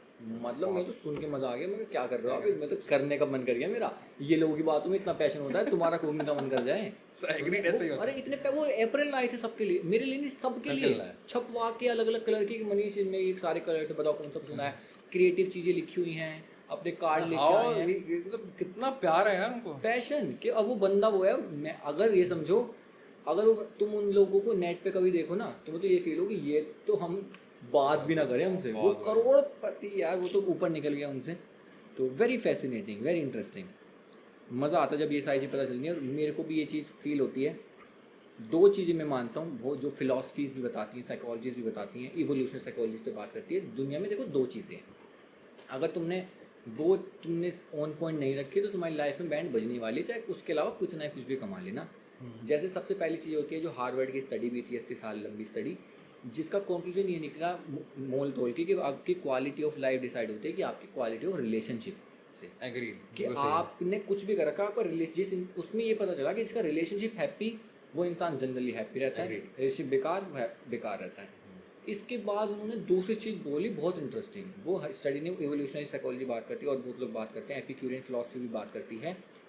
उन्होंने बोला कि आप अपनी लाइफ का हर एक इंसान ऑलमोस्ट 1/3 हिस्सा काम करते निकालता है। एग्रीड, बिल्कुल सही बात है। हाँ, 1/3 मिनिमम 1/3 सोता है, 1/3 काम करता है मिनिमम। अगर उस टाइम का वो काम करते हो जो तुम्हें करना नहीं पसंद, तुम कभी अपनी क्वालिटी ऑफ लाइफ ठीक नहीं कर सकते, चाहे कितना ही गड्डियाँ इकट्ठी कर लेना घर पे, चाहे कुछ भी कर लेना। एंड सेंस भी लगी बात में भाई, 1/3 हिस्सा of life and that relationship. मैं कहूँ अगर अपना ऐसा तुम्हें काम ही नहीं मिल पाया जिसमें तुम्हें मन लग रहा है, और सारी लाइफ निकाल दी, सारी लाइफ निकाल दी। मतलब मुझे वो ध्यान लगा, एक व्यक्ति हमारे पास आया, जैसे मैं आपको जिनकी बात कर रहा था, उन्होंने 35 की एज में सोचा, मैंने 32 के बाद सोचा। और कितने लोग हैं जिनको 50 की उम्र में पता लग रहा है, 60 की उम्र में पता लग रहा है। और कुछ ऐसे पैशनेट एरिया होते हैं, जो ऐसे करियर्स होते हैं जो अर्ली एज में ही बन सकते हैं। अगर मैं करियर की बात कर रहा हूँ तो वहाँ पर आपको ये क्लैरिटी रखनी ज़रूरी है कि कुछ अगर करियर की बात कर रहे हैं तो हमें एज के साथ हमें कनेक्ट करते हुए चलना पड़ेगा। जब मैं बच्चे की बात कर रहा हूँ, कुछ चीज़ें हॉबी के लिए हैं। मुझे आपसे लग रहा है सुन के कि आपकी ये वाली जो चीज़ है नहीं, पेरेंट्स के पास भी जानी चाहिए, बहुत ज़्यादा ज़रूरी है। ताकि अगर शुरू से पता चल जाए तो ब्रह्म। मुझे तो आज पेरेंट्स से शिकायत है, टीचर से नहीं है। पेरेंट्स से शिकायत बहुत बड़े वाली है। भैया एक बात बताओ, आपको लगता है कि इतना कुछ आप कर रहे हो अपने बच्चे के लिए, और आप स्टेटमेंट पास कर रहे हो कि मैं जो कर रहा हूँ बच्चे के लिए कर रहा हूँ, हर चीज़ आप एक्सपेरिमेंट कर रहे हो, बड़े से बड़ा स्कूल पिक कर रहे हो, अच्छी से कुछ कोचिंग। जब लाइफ का सबसे इंपॉर्टेंट डिसीजन लेना है, वो है उसका करियर सिलेक्शन, आप रिश्तेदारों से पूछ के ले रहे हो। हाँ यार ये क्या या आसपास वालों से। और आजकल नया डायलॉग चल रहा है, मैं तो बच्चे से पूछता हूँ, बच्चे को क्या पता है, बच्चे को क्या पता है, बच्चे ने कौन सा एक्सपोजर ले लिया। हाँ। तो ये तो सिर्फ आप अपनी रिस्पॉन्सिबिलिटी से बचने के लिए और ऐसे तो गिने चुने बच्चे होते हैं ना जो चिल्ला के उनकी बॉडी बता रही है उनका पैशन, कितने होते हैं ऐसे। और आपको क्या पता वो इन्फैचुएशन है कि जेन्युइन इंटरेस्ट ये भी हो सकता है, करेक्ट। क्या स्कूल में सीख क्या है, इतना बड़ा डिसीजन आप ऐसे ले लेते हो और उस पर आप पैसा टाइम एनर्जी लगा देते हो, बाद में बच्चे को ब्लेम करते हो कि लायक नहीं निकला, नालायक है ये, सब कुछ कर दिया इस पे, भैया आपकी जिम्मेदारी थी। और आप ऐसे ले रहे हो, मतलब मैं सोच ही नहीं पाता यार, इतना बड़ा ब्लंडर, कॉमन सेंस की चीज़, और इतना बड़ा ब्लंडर कर रहे हैं और लगातार करते जा रहे हैं। Very important. अभी जो आपने बताया ना वो पेरेंट्स वाली बात, कि पेरेंट्स उस चीज़ पे सबसे ज़्यादा मेहनत करते हैं, क्या कराना है क्या नहीं कराना है, कई बच्चे पूछते हैं, कई रिश्तेदार पूछते हैं। मेरे को ऐसा लगता है ऐसा इसलिए होता है क्योंकि सोसाइटी में एक डिफाइंड है सक्सेस, कि दिस इज सक्सेस। एग्रीड। कि ऐसा कर लोगे तो सक्सेस है, ये वाली जॉब लग गई तो सक्सेस है, ये वाली ये चीज़ कर लो तो सक्सेस है। तो कुछ किसी से पूछ लो, कुछ भी कर लो, वो जाओ उसी तरफ रहेगी जो डिफाइंड पार्ट ऑफ सक्सेस है। कि अगर तुमने इंजीनियर बन गए तो सक्सेसफुल, सरकारी नौकरी वाला सोचता है सरकारी नौकरी लग गई तो सक्सेसफुल हो। सेम बिजनेसमैन सोचता है कि मेरा बिजनेस कर लिया, कुछ भी हो डिफाइन है कि ये सक्सेस है। उस वजह से ये चैलेंजेस जो पेरेंट्स हैं वो इम्पोज कर देते हैं अपने बच्चों पर। उसके अलावा अगर बच्चा को करना भी चाहे, बेशक उनको कभी कभी दिख भी रहा हो ना टैलेंट है, वो भी सप्रेस हो जाता है क्योंकि वो उनकी सोसाइटी के जो नॉर्म्स उसके अकॉर्डिंग सेट नहीं है उसका नाम। Agreed, 100% agreed. Very interesting. मैं अगला क्वेश्चन पूछता हूँ ना, तो अगले क्वेश्चन में मेरे को पूछना है, जैसे आपने बात की सेलेक्टिंग अ करियर, तो अब मैं चाहता हूँ थोड़ा लोगों को एडवाइस करें कि अगर कोई इंसान अपना करियर सेलेक्ट करना चाहता है अर्ली एज में, दो तरह से क्वेश्चन है मेरा। एक तो वो इंसान जो 18 साल का है, जो 12वीं क्लास करी है, एक वो इंसान जो 22 साल का है, जिसने कॉलेज खत्म कर लिया, अब भी ग्रेड में। तो इन दोनों अलग अलग पर्सपेक्टिव से हाउ इज मुझे सर एक बात बताओ, अगर मान लो आपके पास में एक ताला हो और एक चाबी रखी हो, और वो ताला और चाबी, मतलब मैं चाबी को ताले में लगाऊं, उससे वो खुल ना रहा हो, तो हम नॉर्मली क्या बोलते हैं कि चाबी बेकार है, यही बोलते हैं। क्या वो सच में चाबी बेकार है? वो किसी ना किसी के ताले की तो होगी। आपको नहीं पता कि उस ताले की चाबी कौन सी है, या वो चाबी कौन से ताले में लगेगी।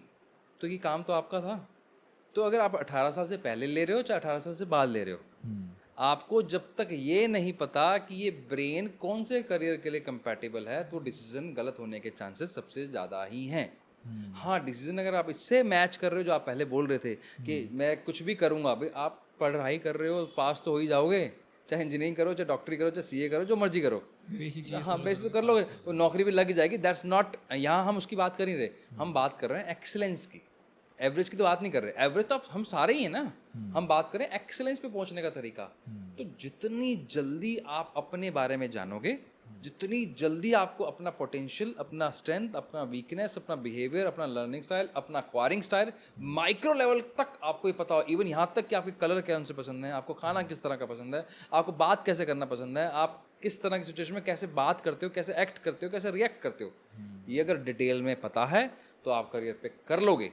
अगर नहीं पता है तो करियर पिक नहीं होगा। एग्जाम्पल के तौर पे आपने बोला कि मुझे तो चार्टर्ड अकाउंटेंट बनना है, बहुत बढ़िया बात है, इंडिया का टफेस्ट एग्ज़ाम है, करो आप। एग्ज़ाम क्लियर करना अलग बात है, लेकिन चार्टर्ड अकाउंटेंट बनने के बाद क्या काम करोगे?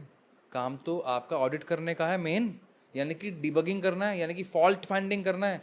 सपोज आपको ये वाला ब्रेन, ऑसिपिटल लॉ भी नहीं मिला, फॉल्ट फाइंडिंग वाला ब्रेन ही नहीं मिला, गलतियाँ ढूंढने वाला ब्रेन ही नहीं मिला, तो आप सीए बनने के बाद भी सीए की प्रैक्टिस जब करोगे, आप इरिटेट हो जाओगे, फ्रस्ट्रेट हो जाओगे, फिर आप ब्लेम करोगे कि बाजार में सीए बहुत हो गए हैं, इसलिए हमें काम नहीं मिल रहा। फिर ये कि अपॉर्चुनिटी नहीं है, अनएम्प्लॉयमेंट है, वो बात अलग है कि अनएम्प्लॉयमेंट एक अलग इशू है। बट हाँ, बहुत सारे लोग इसके बारे में सोचते भी नहीं है क्योंकि वो डिपेंडेंट नहीं है। तो हमें ये समझना पड़ेगा, destination is a different thing, path is a different thing. कई बार मेरे लिए, मेरे ब्रेन के अकॉर्डिंग डेस्टिनेशन अगर फाइनल हो जाता है तो पाथ में चैलेंज आ सकता है। लाइक आप मुझे एक बात बताएं, एक जो डिस्ट्रिक्ट कलेक्टर है उनका काम क्या है? फाइनली एडमिनिस्ट्रेशन का। लेकिन जो यूपीएससी की प्रिपरेशन है वो तो एडमिनिस्ट्रेशन वाली नहीं है ना। ठीक है। तो अगर मान लो मेरा ब्रेन नहीं है उसके अकॉर्डिंग कि मैं एडमिनिस्ट्रेशन कर सकूं, मैंने यूपीएससी क्लियर भी कर ली, तो क्या होगा? मैं क्विट कर जाऊंगा बाद में। हाँ, या मैं फ्रस्ट्रेटेड होऊंगा, या मैं बाद में कोई ऐसा गलत स्टेप उठा जाऊंगा जो मुझे नहीं उठाना चाहिए था। मतलब कोई भी जॉब हो सकती है, यूपीएससी की बात नहीं कर रहा हूँ, कोई भी जॉब हो सकती है। तो ब्रेन आपको ये डिसाइड करना है कि डेस्टिनेशन क्या है, पाथ उसके अलग अलग हो सकते हैं, तो वहाँ पर हम डिस्कशन कर सकते हैं। जैसे अगर आपको साइंस पिक करनी है तो फिजिक्स ब्रेन के आपके लेफ्ट हिस्से से आती है, केमिस्ट्री आपके राइट ब्रेन से आती है, दोनों बिल्कुल अलग। हाँ अलग अलग है। तो आपको समझना पड़ेगा। मान लो कोई बच्चा है, वो कह रहा है जी मेरा, जैसे हम क्या बोलेंगे, साइंस में वीक है। अरे भाई ये कौन सा आंसर हुआ? किस में वीक है? सब्जेक्ट बताओ ना। दोनों अलग अलग क्वालिटी। तो आपने बोला जी मैथ्स भी वीक है। मैथ्स कौन सा मैथ्स? ट्रिग्नोमेट्री, अलजेब्रा, कैलकुलेशन, किसकी बात करो? ट्रिग्नोमेट्री अलग ब्रेन से आती है, अलजेब्रा अलग ब्रेन से आती है, कैलकुलेशन अलग ब्रेन से आती है। तो आपको अगर ये स्पेसिफिक पता लग जाए कि मेरा ये सब्जेक्ट वीक है, फिर आप उसी पे तो ज़्यादा एफर्ट लगाओगे, या बाकी सब्जेक्ट को स्ट्रॉन्ग कर लोगे। दो ही तरीके। तो वो आप ऐसे अपना करियर पिक कर सकते हो अपने ब्रेन को समझकर। इसमें कोई ऐसा नहीं है, जैसे मान लो फॉर एग्जाम्पल अगर मैं आपसे पूछूं कि कोई बंदा है वो कॉलेज के दौरान ऐसी, जैसे कॉलेज के टाइम पे बहुत लोगों को क्लियर नहीं होता क्योंकि वो पेरेंट्स ने भेज भेज दिया दिया होगा साइंस, बहुत सारे, हम पहुंच जब गए। हाँ, बिल्कुल फर्स्ट ईयर में जाके हम मैंने भी देखते हैं। नोटिस किया कॉलेज के बाद लोग एक्सप्लोर करना स्टार्ट करते हैं। तो अगर आप मुझे कुछ ऐसे तरीके बताओ, कुछ सेल्फ एक्सप्लोरेशन के तरीके जो बंदा खुद से अपने आप को समझना शुरू कर पाए, जिससे उसको थोड़ी क्लैरिटी हो कि मेरा इंक्लिनेशन क्या है। क्योंकि मैं हर जगह ये चीज़ यूज़ करता हूँ, you have to understand your natural inclination. Agreed. तो मैं चाहता हूँ कुछ ऐसे सेल्फ एक्सप्लोरेशन के क्या तरीके हैं जिससे आइडिया लग सकता है। मैं हाईली रिकमेंड करूँगा मैं यहाँ पर दो चीज़ों को। एक, जर्नल लिखना शुरू करें। ओके। हाईली रिकमेंडेशन है। क्यों? आपके दिमाग में साइंस के अकॉर्डिंग 60,000 से ज़्यादा विचार आते हैं। आपको क्या 60,000 विचार याद हैं? बिल्कुल चांस आपको पता ही नहीं। आपको वो याद होगा जो लास्ट आपके साथ बीता होगा या जो इमोशनली कनेक्टेड होगा। रिसेंट। अब आप अगर अपनी हर चीज़ लिखना शुरू कर दो, 60,000 विचार नहीं, लेकिन ये कि आज आपके साथ कौन सा इंसिडेंट हुआ, क्या अच्छा लगा और क्या बुरा लगा, किस पॉइंट ने आपको ट्रिगर किया, किस पॉइंट ने आपको बहुत ही ज़्यादा बूम किया, तो आपने वो लिख लिया। तो एक तो ये तरीका है।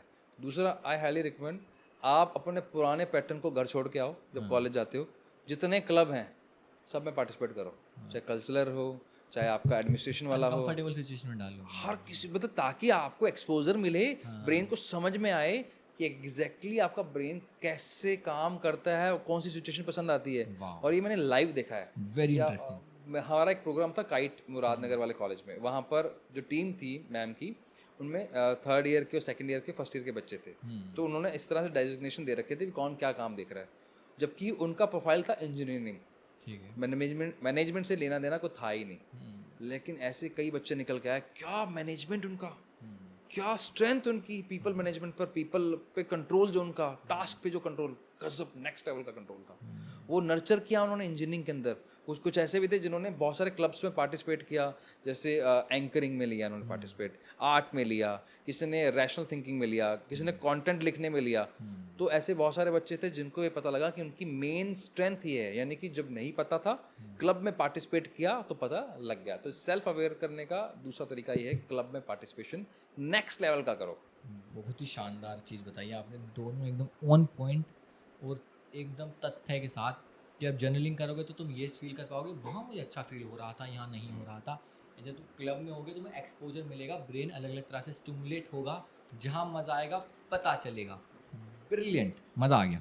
अगर ये भी चीज़ कोई बंदा कॉलेज में या फिर अपने आसपास एक्सप्लोरेशन के लिए अगर ये चीज़ करे, आई बिलीव Best way। मैंने भी यही किया है शायद जब मैं अपने कॉलेज में था, क्योंकि हम तो चले गए अपना। फिर मैंने कहा, मेरे को किसने पता नहीं ये बात आपकी वाली बात मुझे किसने अलग तरह से बोली थी।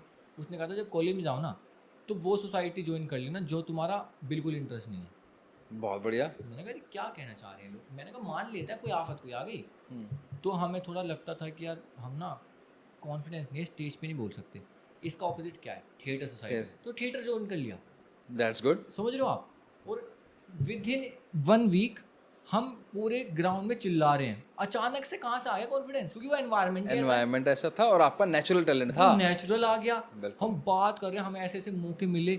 आप जानते हो मैं बिलीव करता हूँ एक्सप्रेशन में, कि एक्सप्रेस कैसे कर पाए। वो theatre is all about expression.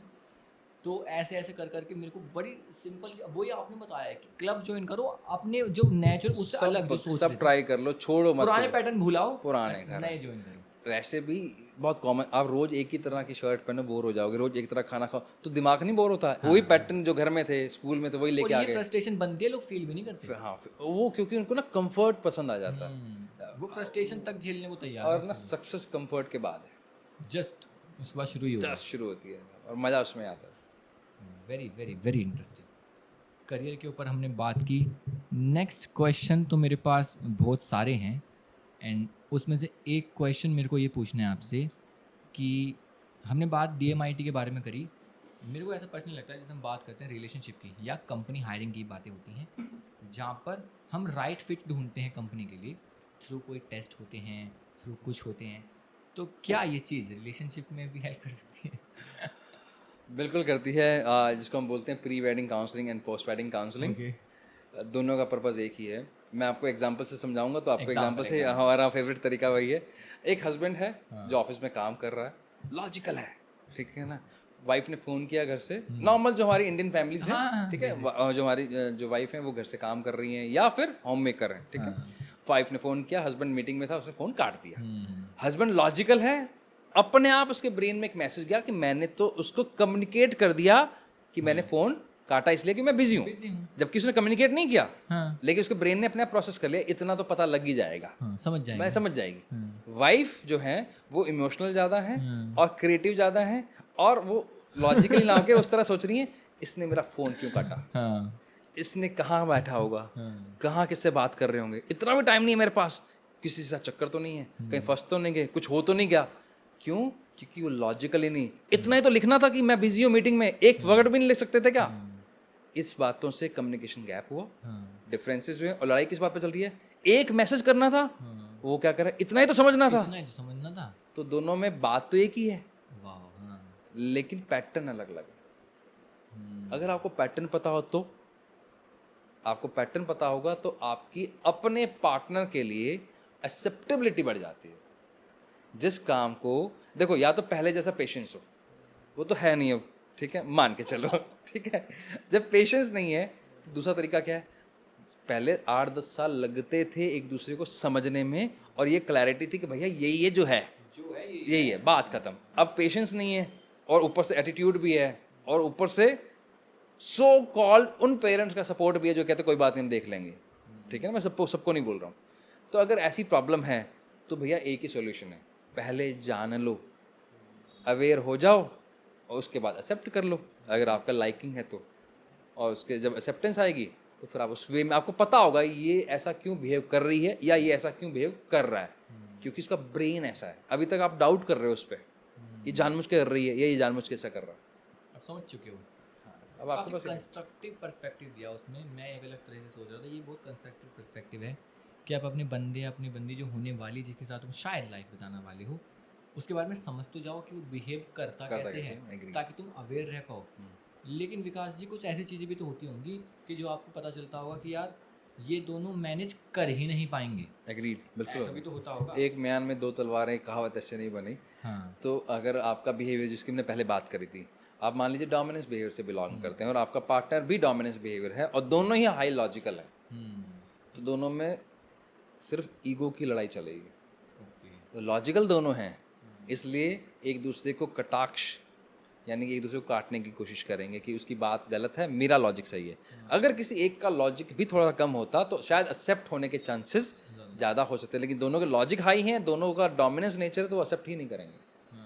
तो ये छोटी छोटी चीज़ें जहाँ हमें दिखता है कि यहाँ संभव मुश्किल है, हाँ, ये बहुत ज़्यादा एफर्ट लगेंगे जो तुम कर भी नहीं पाओगे। वो नहीं कर पाओ, उतना पेशेंस लेवल ही नहीं ना आप में। क्योंकि इतने एफर्ट होंगे तो फिर रिलेशनशिप का क्या मजा रह गया? फिर तो तुम मशीन की तरह बन गए ना कि यार क्योंकि तुम्हें इतना विपरीत जाना पड़ रहा है अपनी पर्सनैलिटी का उस रिलेशनशिप को चलाने के लिए, जो इंसान लॉन्ग टर्म में नेचुरली रह ही नहीं सकता।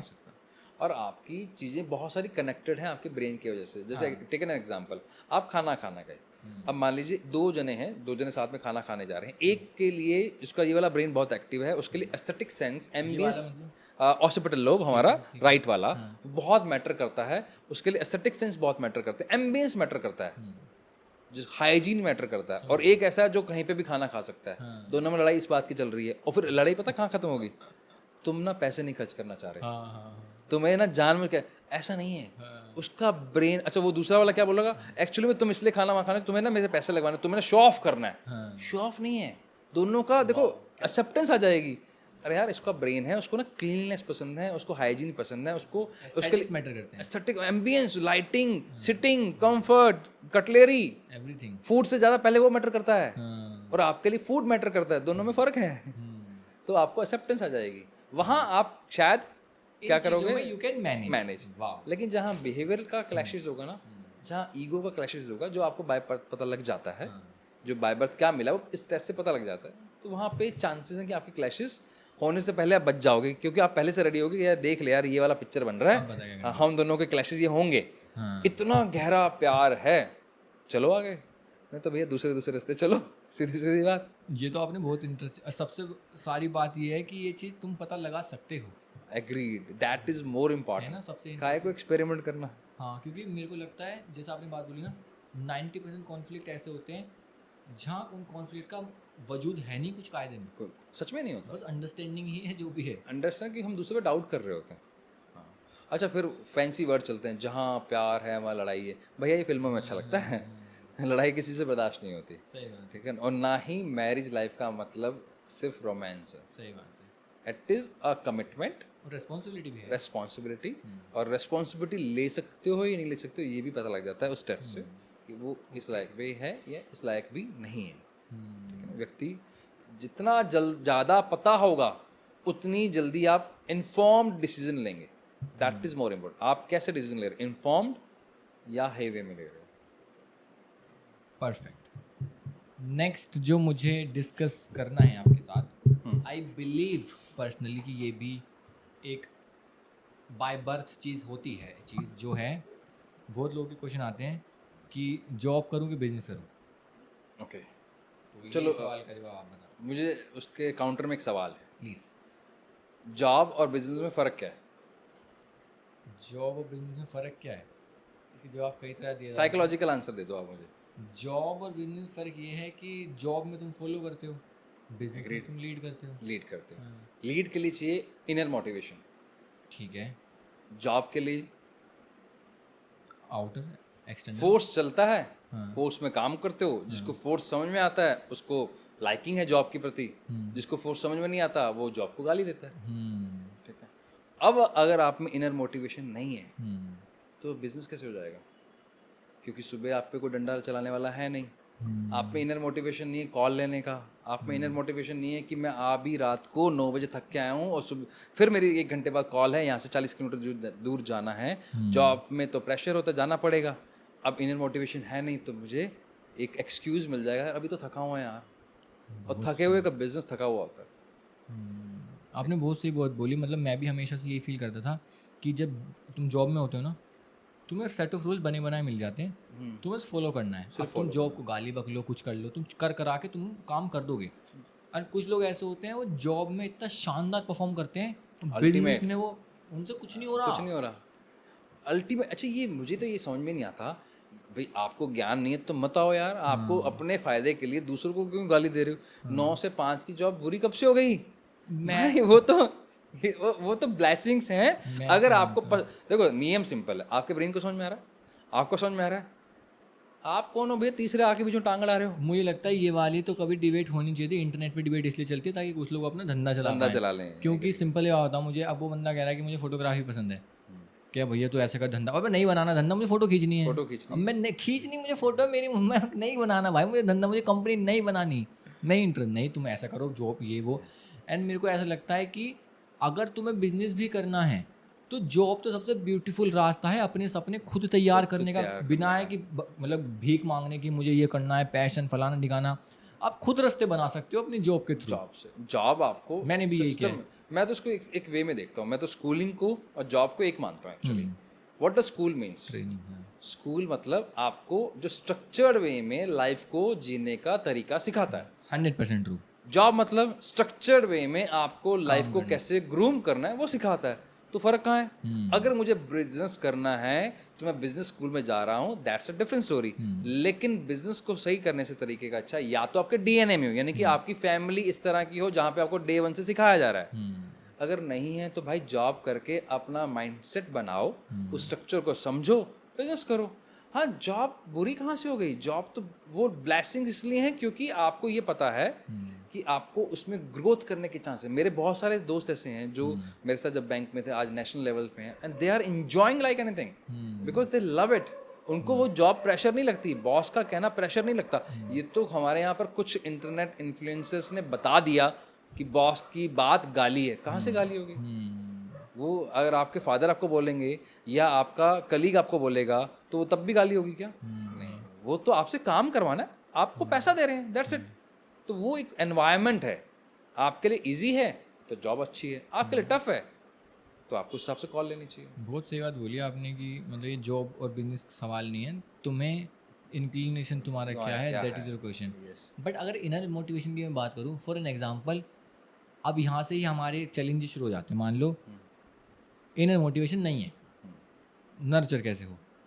करना बिजनेस है। एग्रीड। मान लीजिए आपको बिजनेस ही करना है, इसको हम 2 पैरामीटर में डिवाइड करते हैं। एक वो व्यक्ति है जिसके अंदर बिजनेस को लेके पैशन है कि मुझे कुछ करना है, ठीक है, उसको ये पता लग गया कुछ कर सकता है, ठीक है, लेकिन उसके अंदर लॉजिकल ब्रेन नहीं है, ठीक है, और यही है कि बिजनेस करना है। तो हम उसको ये बोलते हैं एक काम करो, लॉजिकल ब्रेन नहीं, कोई अच्छा सा व्यक्ति ढूंढो जो आपको लॉजिकली डिसीजन लेने में हेल्प करे। मे बी वो आपका एम्प्लॉय हो सकता है, आपका पार्टनर हो सकता है, आपका स्ट्रेटेजिकल पार्टनर हो सकता है, कुछ भी हो सकता है। वाइस वर्सा, आप लॉजिकली बहुत ज़्यादा स्ट्रांग हो लेकिन इंटरपर्सनली बहुत स्ट्रांग नहीं हो। आपकी मार्केटिंग या सेल्स को लेकर आपकी जो समझ है वो आपके तक है। मार्केट में जाते वक्त आपका डोमिनेंस नेचर अगर बीच में आ रहा है तो आप ऐसे व्यक्ति को साथ में रख लो जिसका इस तरह का बिहेवियर आपको हेल्प करे, जो मार्केट में ले जा सकता है आपके प्रोडक्ट को। तो हम तब आपको गाइड करते हैं ये बताने में कि आपके डूज ये हैं, आपकी लिमिटेशन ये है, इस लिमिटेशन को दूर करने वाला इस तरह का क्राइटेरिया वाला व्यक्ति चाहिए, ये तक बता देते हैं। अगर इस तरह का है तो उसको साथ में मिला लेना। ओके, जो तुम्हारी पर्सनैलिटी में कमियां हैं तुम उनको उसका कॉम्प्लीमेंटर ओके, कॉम्प्लीमेंट ढूंढ लो आप। Good approach, interesting. तो नेक्स्ट चलते हैं कुछ बेसिक प्रॉब्लम्स की तरफ। तो मैं चाहता हूँ इनको ना, अगर आप हो सके पॉसिबली आपके पास कुछ स्टोरीज हो ना इनके रिलेटेड, तो उसका यूज़ करके आप जवाब देना। अगर मैं बात करूँ जैसे हमारे पास मैंने एक स्टडी पढ़ी थी, वहाँ पे पता चला कि प्रोक्रास्टिनेशन की बात करते हैं ना, how to stop procrastination, how to stop. मैं आपको बहुत एक इंटरेस्टिंग बताता हूँ, प्रोक्रास्टिनेशन के सॉल्यूशन $1 बिलियन इंडस्ट्री बन गई। एग्रीड, बिल्कुल। मैं देख के अभी रिसेंटली मैंने स्टडी पढ़ी, मैं कहा ये क्या चल रहा है अभी, कौन सी चीज़ एक प्रॉब्लम से एक नीश बन जाती है, एक नीश से एक इंडस्ट्री बन जाती है, इंडस्ट्री बन कि गई। कोई एप्लीकेशन बन गए, पोमोडोरो टेक्निक के फिजिकल प्रोडक्ट आ गए, workshops, courses and what, internet पर डालो प्रोक्रास्टिनेशन में 1000 वीडियो मिलेंगी। 1000 वीडियो, एग्रीड, तो 100% बिलियन डॉलर इंडस्ट्री बन गई है। इंडस्ट्री कब बन गई जब प्रॉब्लम बड़ी हो। तो मुझे प्रोक्रास्टिनेशन का आपसे सॉल्यूशन जानना है। अब इसमें अगर आपको स्टोरी इंक्लूड कर दो तो और मज़ा आ जाए, बाकी जो आपके तरीके हों। प्रोक्रास्टिनेशन को अगर सिंपल वर्ड में बोलें तो आपका वाई क्लियर नहीं है। इसको अगर एक वन वर्ड में बोले तो ओके, अब वाई क्लियर ना होने के बहुत सारे रीज़न हैं। बेसिक ट्रेड्स देखें तो वाई इसलिए क्लियर नहीं होता कि मुझे मेरी रियल स्ट्रेंथ नहीं पता और मैं एवरेज काम कर रहा हूँ।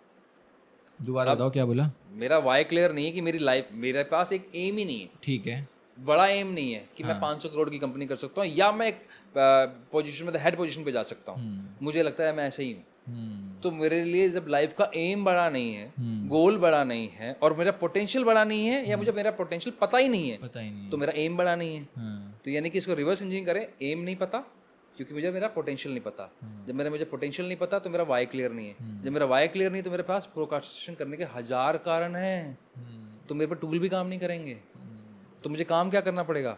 मुझे काम करना पड़ेगा, पहले वाई क्लियर करना है। वाई बात है, कोई किस to do list would do list बना के प्रोक्रास्टिनेशन सोल्व होना होता तो आज तक हो जाता, तो ये टूल बनते ही नहीं, तो इंडस्ट्री नहीं बनती है। इंडस्ट्री नहीं बनती। कभी इंडस्ट्री नहीं बनती, प्रॉब्लम सॉल्व हो जाता, बात खत्म हो जाती। इंडस्ट्री तब बनती है जब आपको अपने बारे में डिटेल में माइक्रो लेवल का हर चीज पता, उससे पहले नहीं हो सकता।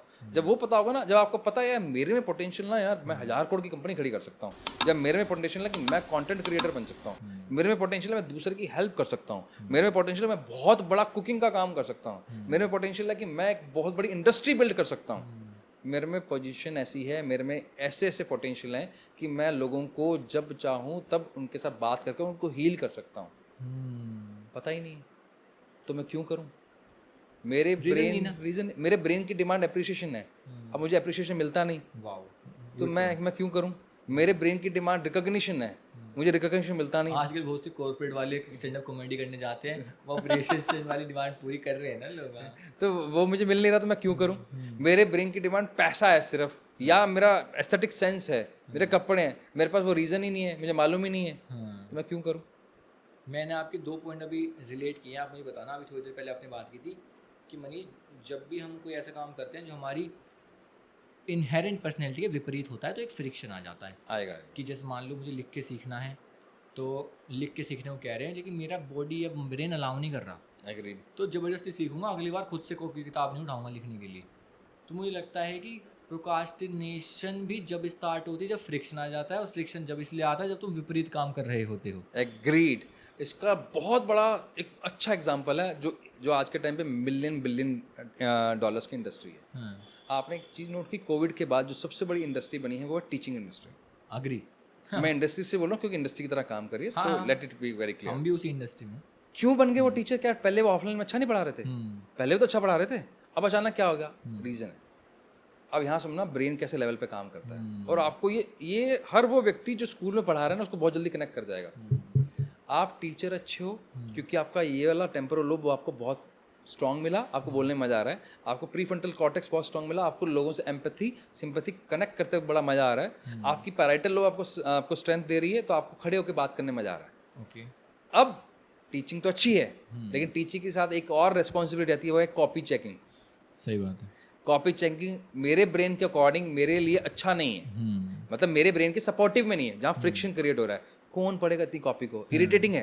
एग्जाम्पल के तौर पे ऐसे कौन कनेक्ट कर सकता है इस बात से? आप मान लीजिए न्यूज़पेपर पढ़ते हैं, अगर आप वो हो जिनको खाली हेडिंग पढ़ना पसंद है और अंदर का नहीं, तो समझ लेना आप भी उन्हीं में से हो। ठीक है, अब आपको क्या काम कहा जा रहा है कि कॉपी चेक करनी 40 बच्चों की, या आपको काम करा जा रहा है अब आपको ऑडिटिंग करनी है पूरी फाइल की, जो आपके ब्रेन के कैसा है? अगेंस्ट। वही चार्टर्ड अकाउंटेंट बहुत अच्छा लेक्चरर है, लेकिन खुद जब ऑडिट करने बैठता है तो उससे ब्लंडर्स होते हैं। अब फ्रिक्शन हो गया। कोविड के टाइम पर आप ऑनलाइन आए, अब ऑनलाइन पे कोई कॉपी चेक करनी है, आपको फ्री स्टाइल मिला, फ्री हैंड मिला पढ़ाने का, और सामने बच्चे नहीं बैठे और आपको सिर्फ यूट्यूब पे पढ़ाना है, आप पूरा खुल के खेल रहे हो, आपको एज इट इज करने का मौका मिला जैसा आपका ब्रेन है, और वो काम नहीं करना जिससे आप भाग रहे थे क्योंकि आपको पसंद नहीं था एक्चुअली। तो फिर फ्रिक्शन खत्म और आप क्या हो गए? स्टार बन गए। अब आया ना मज़ा। 100% रिलेट। इससे मेरे को एक चीज़ पता चली, अगर आप कुछ मेरे को बता पाओ, मेरे को कुछ 2 3 4 5 ऐसे डेली लाइफ से पर्सनैलिटी इंडिकेटर्स, जैसा आपने बताया ना कि बहुत लोग होते हैं हेडलाइन पढ़ी नीचे का नहीं पढ़ा तो तुम अपने आप को ऐसे कुछ ऐसे जरूर नहीं कि एग्जैक्ट पता ही चल जाए, लेकिन कुछ ऐसे इंडिकेटर्स कि अगर तुम ऐसा करते हो तो तुम्हारी पर्सनैलिटी शायद ऐसे ऐसी होगी। बहुत इंटरेस्टिंग है। ये पेरेंट्स के लिए, हम पेरेंट्स से शुरू हाँ। करते हैं। अगर आपको लगता है आपके बच्चे की राइटिंग अच्छी नहीं है, हाँ। तो ये स्टेटमेंट पास करने की वजह से उसकी राइटिंग अच्छी नहीं है, लेट्स चेक उसका प्रॉब्लम क्या है। अगर उसकी राइटिंग अच्छी नहीं, क्या उसके वर्ड्स का फॉर्मेशन अच्छा नहीं है, या इम्पॉर्टेंट ये है क्या उसके पेन या पेंसिल की ग्रिप टाइट है। अगर ग्रिप टाइट है तो जो पहले पन्ने पे लिख रहा है तो तीसरे पन्ने तक जा रहा है, और ये इग्नोर्ड प्रॉब्लम है क्योंकि इस पे बात नहीं हो रही। Let me tell you, India में 96% एग्जाम लिख कर होते हैं। अगर उससे अपना अभी वाला पेपर नहीं लिखा जा रहा तो बड़े पेपर कैसे लिख लेगा। तो अगर ये प्रॉब्लम है तो उसको डांटने की बजाय और लिख कर प्रैक्टिस करने की बजाय उसको ग्रिपर दे दो आप, ताकि इसकी प्रैक्टिस, इसकी ये स्ट्रेंथन हो जाए। उतना ही लिख पाएगा जितना उसको मिला है, स्ट्रेंथन उससे थोड़ा सा पावर बढ़ जाएगी। तो यहाँ से आप चेक कर सकते हो कि वो कैसे काम कर रहा है। ये बहुत सारी, क्योंकि मैं फाइन मोटर स्किल्स की बात कर रहा हूँ तो उससे आपके जॉ मूवमेंट भी आ जाते हैं, आई मूवमेंट भी आ जाते हैं, चेहरे के एक्सप्रेशन भी। जैसे आपने कहा आपने थिएटर क्लासेस ज्वाइन करी, थिएटर क्लासेस ज्वाइन करी, आपको सिखाया गया, आपको ब्रेन मिला तो आपके चेहरे पे वो हाव भाव आ गए। किसी को नहीं मिला हुआ फाइन मोटर स्किल्स, उसको सिखाएंगे भी तो भी उसका फ्लैट फेस रहने वाला है। और मुझे लगता है ये वाली चीज़ तो हम सब लोग अपने आसपास की लाइफ में ऑब्जर्व करते ही हैं बहुत जल्दी कि सेम सिखाया अलग परफॉर्मेंस, सेम सिखाया अलग परफॉर्मेंस, जादू कोई है। और ये अब इसी सेम चीज़ को आप आ जाओ रिलेशनशिप पर। जब आपको लगता है कि आपका पार्टनर इंडिकेटर फ्लैट फेस वाला है, फ्लैट एक्सप्रेशन, कोई एक्सप्रेशन या ओवर एक्सप्रेसिव है या फ्लैट है, भाई उसकी गलती नहीं है। उसको फाइन मोटर स्किल्स वाले यानी इस ब्रेन में इतनी पावर नहीं मिली तो उसको वो एक्सप्रेशन बनाने नहीं आते। That is a on going default process. Okay. तो उसको उसके बेस पे मत जज करो कि इसके मन में ये चल रहा है, ठीक है ना। तो वहाँ पर अगर आप जज कर रहे हो तो आप अपना रिश्ता को आप मतलब बहुत वो ही कोई इंडिकेटर नहीं है, इंडिकेटर नहीं है। यहाँ पे आप चेक करो यार एक्चुअली में ऐसा यार, ठीक है ना। अच्छा, इसको और क्रॉस चेक करना, नॉर्मली ऐसे लोग ना खाना चबा के नहीं खाते। अच्छा। तो ऐसे चेक कर लो, अगर आपको लगता है एक्सप्रेशन नहीं समझ में आएंगे, अगर वो खाना चबा के च्यू नहीं कर रहा, सीधा निकल रहा है, तो समझ लेना उसका जो फाइन मोटर स्किल्स को सपोर्ट नहीं कर रहा। ओके। हाँ भाई, इसका मतलब ये नहीं है कि टीवी देखते हो खाना खा रहे हो तो उसको भी काउंट कर लोगे, नहीं ना बोली। ऐसे ही दूसरा है, अगर आपको लगता है, अगेन पेरेंट्स से शुरू करेंगे। पेरेंट को लगता है कि मेरा बच्चा पढ़ता बहुत है लेकिन पता नहीं ऐसा क्या होता है कि मार्क्स बहुत कम आते हैं। ठीक है। लेट्स चेक क्या उसकी कॉपी में स्पेलिंग मिस्टेक्स बहुत है। लेट्स चेक क्या वो प्लस की जगह मल्टीप्लाई कर रहा है। लेट्स चेक क्या वो माइनस की जगह डिवाइड कर रहा है। व्हाट डज इट मीन्स कि वो उसका ब्रेन सिली मिस्टेक्स कर रहा है, यानी कि वो फॉन्ट को पढ़ने में उसको एफर्ट लग रहे हैं। वो ब्लैक एंड वाइट जो फॉन्ट है, जो छोटा फॉन्ट है, उस क्वेश्चन को पढ़ने में उसको एफर्ट लग रहे हैं। ये डिसलेक्सिया नहीं है भैया, गूगल मत करना। पता लगे कि आप ज्ञानी बाबा बन जाओ, हाँ, तो ये फालतू की बकवास है। इसलिए क्योंकि इससे आप ये इस्टेब्लिश नहीं कर सकते डिसलेक्सिया। इतनी सी प्रॉब्लम है, उसको छोटे फॉन्ट समझ में नहीं आ रहे। करना क्या है, simple, take a screenshot, make it large, पढ़ा दो, दैट्स इट। या मैग्नीफायर ग्लास दे दो, उससे बड़ा बड़ा पढ़ लेगा। जब तक छोटा है, जैसे बड़ा होगा उसको आदत हो जाएगी। तो यहाँ से आप प्रॉब्लम समझ सकते हो, और सॉल्यूशन बहुत सिंपल से है। ब्रेन का नियम सिंपल है, सिंपल बातें समझ में आती हैं। तो ये सेम आपके जब मैं एडल्ट्स के लिए बात करूँगा तब ऐसे नॉर्मली ऐसे लोग ऐसी छोटी छोटी सिली मिस्टेक कर जाते हैं। डॉक्यूमेंट्स नहीं पढ़े जाते हैं उनसे, या वो ऐसी सिली मिस्टेक कर जाएंगे, एक्सप्रेशन नहीं पढ़ पाएंगे, बॉडी लैंग्वेज नहीं पढ़ पाएंगे, और सामने वाला पार्टनर एक्सपेक्ट करोगे मैंने तो इशारा कर दिया था, समझ क्यों नहीं रहा। अरे भाई अगर समझ में आ जाता तो समस्या क्या थी। उसकी वो पावर नहीं है जो हनुमान जी की पावर थी तो हनुमान जी के पास थी, वो इंद्र जी के पास नहीं थी। सबकी अपनी पावर है, जैसे एवेंजर्स मिले हुए हैं, सबका अलग अलग पावर है ना। तो ऐसी उसकी वो लिमिटेशन से बाहर का एरिया है, उससे ऐसी एक्सपेक्टेशन मत करो आप। तो उससे क्या हो, आपका रिलेशनशिप आप स्पॉइल कर लोगे। तो यहाँ पर एक ऐसा इंडिकेटर बताओ जो बच्चे में आप बचपन में देख के बता दोगे अंदाज़ा कि ये तो बिजनेस ही करेगा, ये बिजनेस ही करेगा। ये थोड़ा सा तो टफ है, लेकिन फिर भी हम ये मान के चलते हैं ऐसे बच्चे नॉर्मली, अगर बड़े बिजनेस की बात कर रहे हैं, ट्रेडिशनल बिजनेस में जो नॉर्मल शॉप चलती है उसकी बात नहीं कर रहा हूँ मैं, बड़ी जिसका थॉट प्रोसेस, तो वो ना प्रॉब्लम्स को सॉल्व करके, मतलब पहले प्रॉब्लम आइडेंटिफाई करता है फिर सॉल्व करता है, तो अर्ली एज में करना शुरू कर देता है वो। तो ये मैंने कोई एग्जांपल एग्जाम्पल के तौर पे जैसे मैंने आपको एग्जाम्पल अभी बताया था, जिनको मैं बचपन से तो नहीं जानता मैं, लेकिन जब मैंने उनका टेस्ट किया था तो बहुत सारी चीज़ें जब हमने पूछी क्योंकि हमने इनका टेस्ट शायद 28 की एज में किया था उनका, तो ऑलरेडी वो एक अच्छे स्टैब्लिश्ड बिजनेसमैन बन चुके थे। तो उनका जो इंक्लाइनेशन था, जो थॉट प्रोसेस था ना, शुरू से ही कैसा ब्रेन था, वो बिजनेस करने वाला ब्रेन था। बातें कैसी थी, तो अच्छा नॉर्मली आप ना जॉब में भी देखो, जॉब में भी किसको परफॉर्मर माना जाता है, यानी किसको अगर आप उतना ही काम करो जितने के लिए आपको रखा गया है, तब उतने पे हो जितने पे आप हो। आप अगर अपने बॉस का काम कर रहे हो तो व्हाट डज इट मीन्स, तो यानी कि आप एक सीढ़ी ऊपर चढ़ चुके हो। तो वैसे ही बिजनेस में होता है, वो आपको पहले दिन से बताना शुरू कर देता है कि मेरा लीडरशिप में इंटरेस्ट है, लीड करने में मजा आ रहा है, डिसीजन लेने में, जो डिसीजन लेने में बड़ा मजा आ रहा है उसको, तो वो थोड़े छोटे मोटे रिस्क लेने में, छोटे मोटे रिस्क लेने में। हाँ, पेरेंट्स का सपोर्ट चाहिए यहाँ पर। एक और पता है इसमें, एक वो आपने मार्शमैलो वाला टेस्ट सुना है? हाँ, मार्शमैलो वाला टेस्ट वो भी एक सक्सेस और बिजनेस का इंडिकेटर उसको बता दिया। जैसे वो टेस्ट था 30 ईयर की स्टडी थी, 30 साल की स्टडी थी, डिलेड ग्रेटिफिकेशन और इंस्टेंट ग्रेटिफिकेशन वाला। Yes yes yes. तो उससे कि कुछ मेरे को ध्यान नहीं है ढंग से, कि कुछ बच्चों का ग्रुप, उसमें बहुत सिंपल सी स्टोरी है। वो स्टोरी क्या, वो बहुत सिंपल सी रिसर्च थी।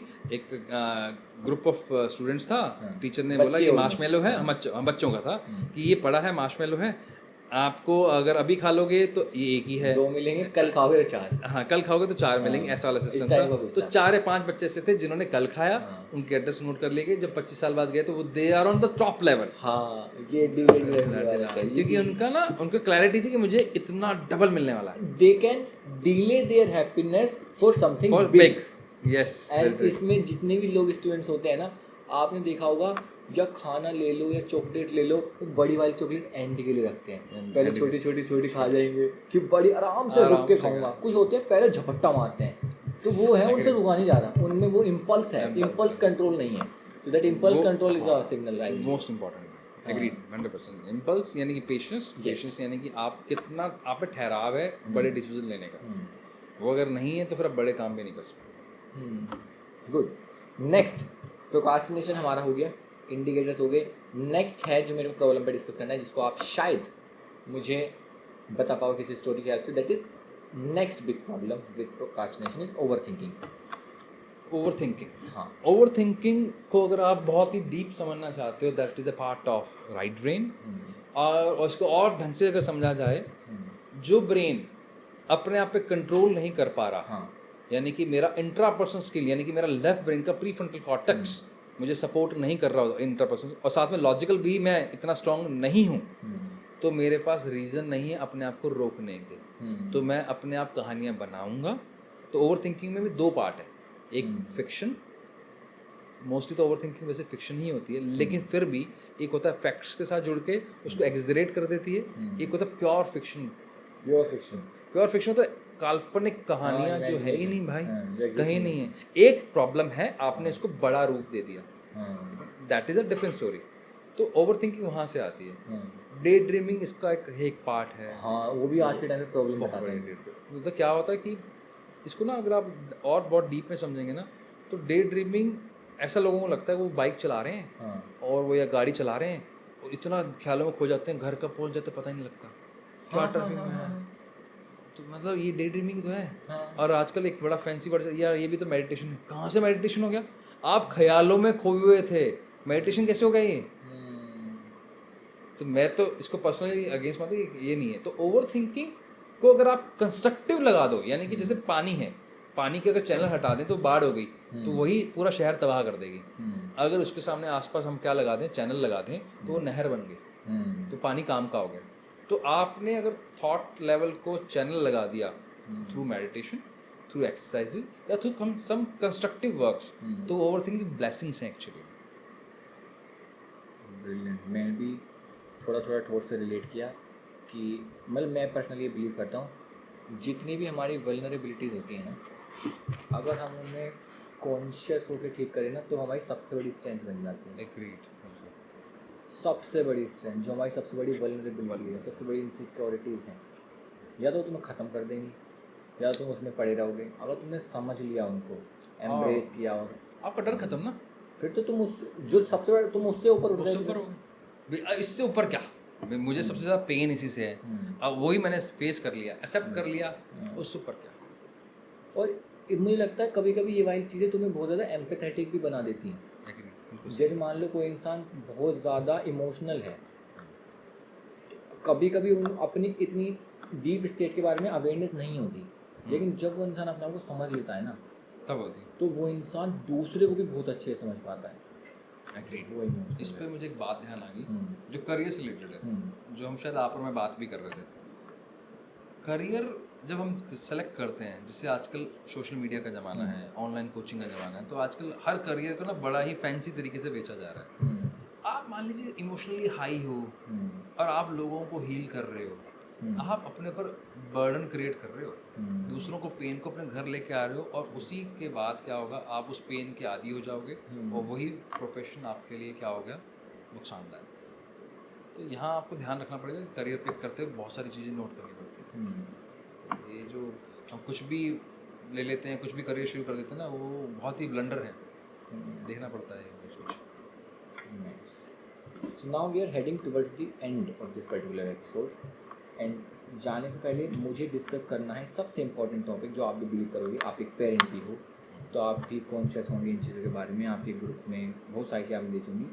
आई want to talk about failures, कि लाइफ में कुछ फेलियर्स तो ऐसे होते हैं जो मैं छू के निकल जाते हैं, मैं फ़र्क भी नहीं पड़ता।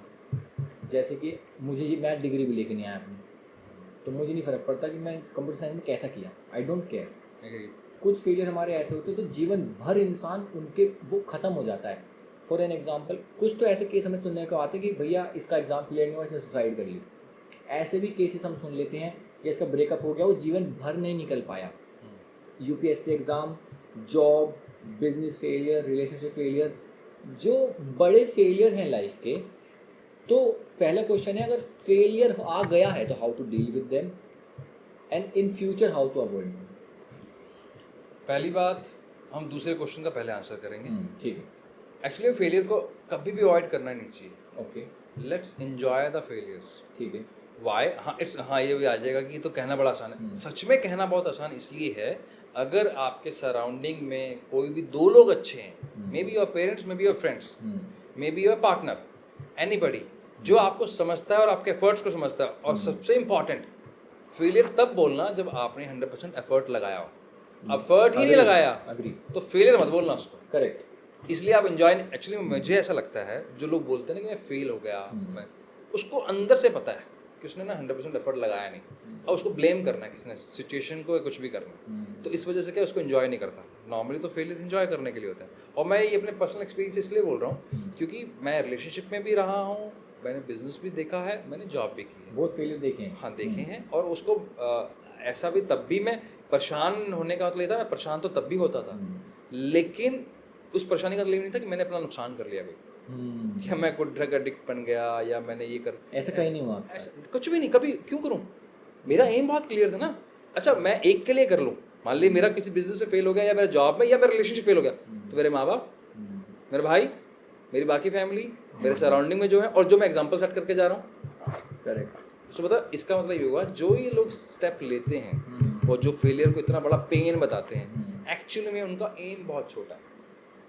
एम है ही नहीं, विजन ही नहीं है। भाई सपोज जिस चीज को फेलियर मान रहे हो एक्चुअल में वो तो एक पाथ था उसका, रास्ता ही तो था। Nice, good perspective. तो मुझे यहाँ से दिल्ली से मुंबई जाना है, तो भैया जितने किलोमीटर की जर्नी है वो तो उतने किलोमीटर की रहने वाली है। अब आपको ये तय करना है कि आपको बाय रोड जाना है या बाय एयर जाना है।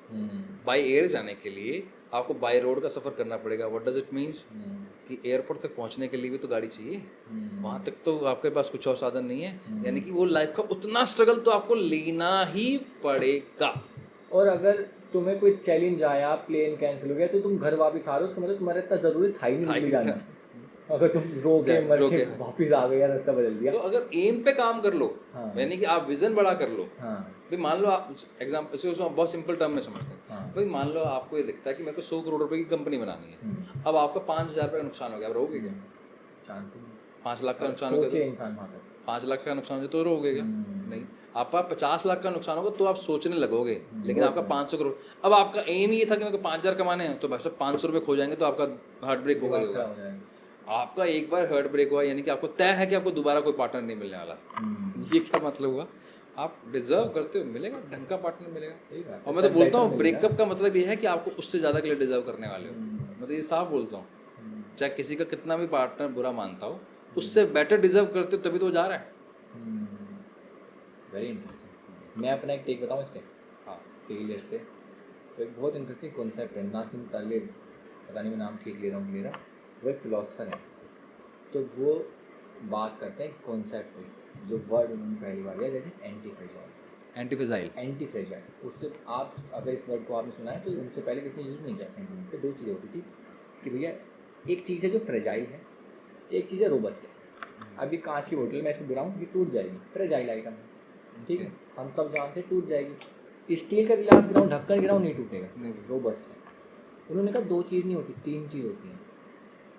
इंटरेस्टिंग है, मतलब बहुत इंटरेस्टिंग है। उसने बोला सिर्फ फ्रेजाइल और रोबस्ट नहीं होता, there is a thing called anti fragile. हम लोग कहते हैं क्या कह रहा हूँ मैं। उसने बोला लेट्स टेक एन एग्जांपल, तुम जिम जाते हो, आ जाते हैं जिम में, तुम एक्सरसाइज करते हो, तुम्हें बोला जाता है rep till the failure, rep till the failure. क्यों करते हो? मसल को ब्रेक डाउन करते हो, अगली बार मसल उससे ज़्यादा बड़ी ग्रो क्या आती है, रिकवर होती इंटरेस्टिंग, वेरी इंटरेस्टिंग। है। उसके बाद जो बच्चा होता है, जो बच्चा स्कूल में खेलता है, गिरता है, उसकी हड्डियाँ उससे ज़्यादा मजबूत होती हैं। जो Agreed. बच्चा ज़्यादा धूल में खेला हुआ होता है, ज़्यादा ज़्यादा स्ट्रॉन्ग resistant होता है। बिल्कुल बिल्कुल बिल्कुल। तो उन्होंने बोला ये जो तुम्हारे फेलियर है ना, इनके अगेंस्ट तुम्हें फ्रेजाइल नहीं, रोबस्ट नहीं, तुम्हें एंटी Anti-fragile फ्रेजाइल बनना है कि अगली बार जब ऐसा मौका आए ना तो तुम पहले से बाप आदमी, पहले से स्ट्रॉन्ग हो। अब तुम मतलब it's very beautiful idea of anti fragility कि अगर तुम्हारे वो सिचुएशन दोबारा आई तो तुम पहले से ज़्यादा स्ट्रॉन्ग हो लड़ने के लिए। अब Wow. जिम में जब हम जाते हैं, जब हम शुरुआत करते हैं 5 किलो के डंबल से, 6 किलो के डंबल से, 6 महीने बाद हम 25 किलो भी उठाते हैं, डंबल कोई भारी हो गया, तुम्हारी क्षमता बढ़ गई। कैसे बढ़ी? Agreed, बिल्कुल। फेल हो के। Agreed. साइंस क्या है? मसल टूटेगी फिर रिकवर होगी। जिम में लोग Very, बोलते हैं बहुत फेलियर तक interesting. करो, फेलियर तक करो। What is that? You are becoming anti fragile. इसका उन्होंने एक एग्जांपल उससे दिया था, ग्रीक मैथोलॉजी में ना एक ड्रैगन होता है, तो उसकी ब्यूटी समझो आप। उसके ना कई सारे सर हैं और उसे मारने का एक ही तरीका है कि उसके गले काटने पड़ेंगे। अच्छा। तरीका एक ही है कि उसके गले काटने पड़ेंगे। होता क्या है, ठीक है, तरीका है कि गले काटेंगे, उसको गला काटते हैं ना तो 2 गले निकल जाते हैं। अच्छा। मतलब वो एंटी फ्रेजाइल है। तुम उसे जब मारोगे ना तो पहले से ज्यादा स्ट्रॉन्ग हो जाएगा, क्योंकि पहले से ज्यादा सर हो गए। तुम और मारोगे वो और स्ट्रॉन्ग हो जाएगा, तुम और मारो वो और स्ट्रॉन्ग हो जाएगा। तभी बोला जाता है जिसने ज्यादा चोट खाई हो उतना वो स्ट्रांग होता है। You have to become anti-fragile. ये वर्ड मैं कभी नहीं भूलने So वाला। that is the idea you should have. अगर मान लो मैं किसी एग्जाम में फेल हो गया, I have 2 choices. Either I have to change the path और change the destination. तीसरा तो कुछ है ही नहीं। I need to think what next. Agreed, अगर 100%. मैं किसी जगह गया और मैं रास्ते में गलत आ गया, तो अगली बार आऊंगा ध्यान रखूंगा ना यहाँ नहीं मुड़ना। ये चाहे ना पता हो कहाँ मुड़ना है, ये तो पता है यहाँ नहीं करना, कम से कम इतनी लर्निंग तो है, पहले से बेहतर हो। पहले से बेहतर। तो ये मतलब उसमें कुछ रखा नहीं है।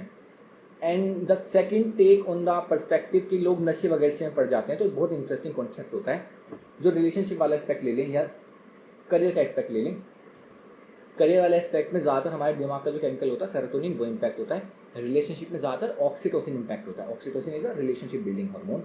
तो आप अगर किसी रिलेशनशिप में हो, आप क्या रिलेशनशिप में वो ऑक्सीटोसिन का सोर्स बन गया इंसान, कि मैं इसके साथ रिलेशनशिप में, मैं इसके साथ रहता हूँ, हाथ पकड़ता हूँ, किस करता हूँ, हक करता हूँ, मुझे इससे ऑक्सीटोसिन मिलता है। At the end of the day oxytocin एक लव हार्मोन है, एक हैप्पीनेस हार्मोन है, वो एडिक्टिव भी है, इसलिए हम अटैचमेंट इश्यू हो जाते हैं, सब कुछ हो जाते हैं। तुमने एक इंसान को सोर्स बना लिया अपनी हैप्पीनेस का, और तुम्हारी लाइफ में ज़्यादातर उसके अलावा लोग नहीं थे।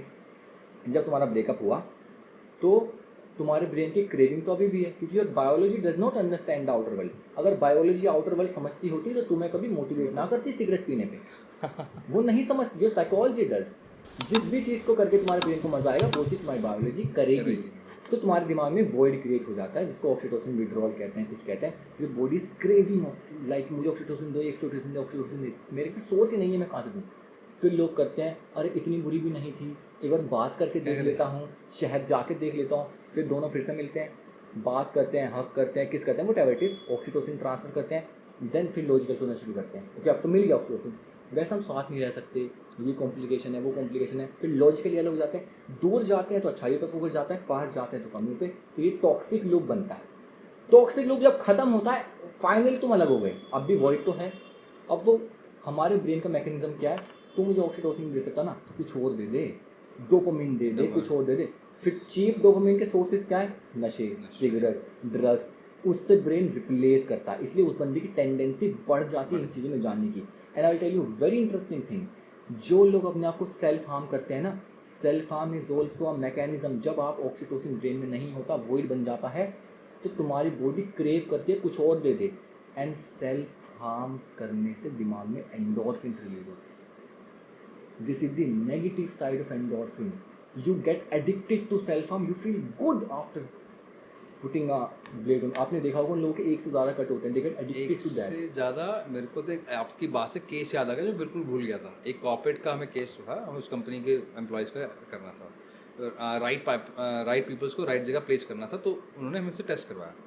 तो एक लड़की का हमने जब टेस्ट किया, तो टेस्ट करने के बाद जब मैं आई वाज लिटरली शॉक्ड, क्योंकि जितनी वो काम रिलैक्स दिख रही थी ना, रिपोर्ट कुछ और बता रही थी। मैंने सिर्फ इतना सा पूछा, मैंने कहा क्या have you tried to do suicide और अपने आप को अपने नुकसान पहुंचाया? उसने अपने ऐसे टॉप को उसने ऊपर किया और पूरा जब हाथ दिखाया उसने, I got shocked. There are more than 22 cuts. 22 cuts ऊपर थे। मैंने उसका हाथ देख के मैं सोच नहीं सकता, मैं इतना ज़्यादा परेशान हो गया। मैंने कहा यार ये कैसे कर लिया। It's literally crazy. Now you know ना क्या चल रहा है दिमाग में, how तभी मेरे को याद आ गया एकदम। how we this is how we function। मतलब आप सोचो, क्योंकि एंडोर्फिन का फंक्शन ही है फिजिकल पेन दो बॉडी को, it will give you happiness. क्योंकि जब हम जंगलों में रहते थे एंशिएंट टाइम्स में, हमारे को भैया लड़ मर के खाना पड़ता था जंगलों में, तो बॉडी ने एंडोर्फिन नाम की चीज़ दी कि भाई तू जब फिजिकल लेबर करेगा तब भी तुझे हैप्पीनेस देंगे। तभी हमें बोला जाता है कि एक्सरसाइज करो या जिम एग्जैक्टली, हम एक्सरसाइज कर ही नहीं पाते अगर एंडोर्फिन ना होता तो और आपने एक और चीज़ नोटिस करी होगी, कुछ लोग ब्रेकअप के बाद या किसी बड़े फेलियर के बाद कभी कभी उससे ज़्यादा सक्सेसफुल हो जाते हैं। यस, कुछ लोग लड़के जिम में जाके बॉडी बना लेते हैं, वो भी मैकेनिज्म है तुम्हारे, कंस्ट्रक्टिव मैकेनिज्म है, वो कंस्ट्रक्टिव तरीका है रिप्लेस करने का। तो तुम पे चॉइस है कि अगर तुम्हारा फेलियर आया, तुम्हारे अंदर टेंडेंसी है कुछ अलग करने की। अब तुम देख लो तुम्हें चीप सोर्सेज से लेना है या रिच सोर्सेज। ये वर्ड बहुत अच्छा यूज़ किया आपने, चीप सोर्सेज। हाँ, मतलब बहुत सही जगह आपने हिट किया। अब एंडोर्फिन जिम जाके भी मिलेगा, कट करके भी मिलेगा। तुम्हें बताओ तुम्हें क्या करना है। डोपामिन तुम्हें एक अकॉम्प्लिशमेंट करके ही मिलेगा और नशे करके ही मिलेगा। तुम्हें बताओ तुम्हें कहाँ से लेना है। सेरोटोनिन तुम्हें तारीफ सुन के सोशल मीडिया पे पोस्ट डाल के भी मिलेगा और सक्सेस अचीव करके ही मिलेगा। तुम बताओ तुम्हें कहाँ से लेना है। वंडरफुल, मतलब ये तो मेरे लिए भी बहुत ही ब्यूटीफुल इंसाइट है और बहुत ही कमाल किया जो इन्फॉर्मेशन मिली है ना। तो ये वाला जो आपने बोला ना, ये तो मेरे को दिमाग से निकल गया, क्योंकि इतना वो केस ऐसा था जो डिस्टर्बिंग केस था। हमने बहुत कोशिश की उसके पेरेंट्स से मिलने की, लेकिन मुलाकात नहीं हुई। तो ठीक है, वो हमें मालूम था वो कंपनी में ज़्यादा लंबे समय तक काम नहीं कर पाएंगी, क्योंकि उनका इमोशनल स्टेबिलिटी बहुत स्टेक पे था वो। तो अगेन अब मुझे समझ में आ रहा कि ये केमिकल कौन से केमिकल से रिलेटेड था। Yes, interesting.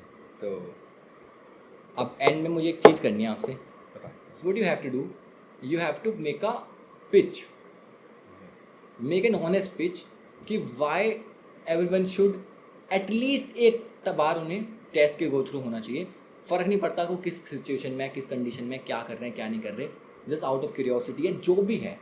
आप जो भी आपको लगता है कि आप हमारी कन्वर्सेशन से पॉइंट उठाना चाहो, 1 मिनट, 1.5 मिनट, 2 मिनट, 3 मिनट, तो हमारी जो भी ऑडियंस देख रही है उनको इस पॉडकास्ट का भी यूज़ करके जो भी कि जो देख रहा है उसे क्यों करना है वो। यस,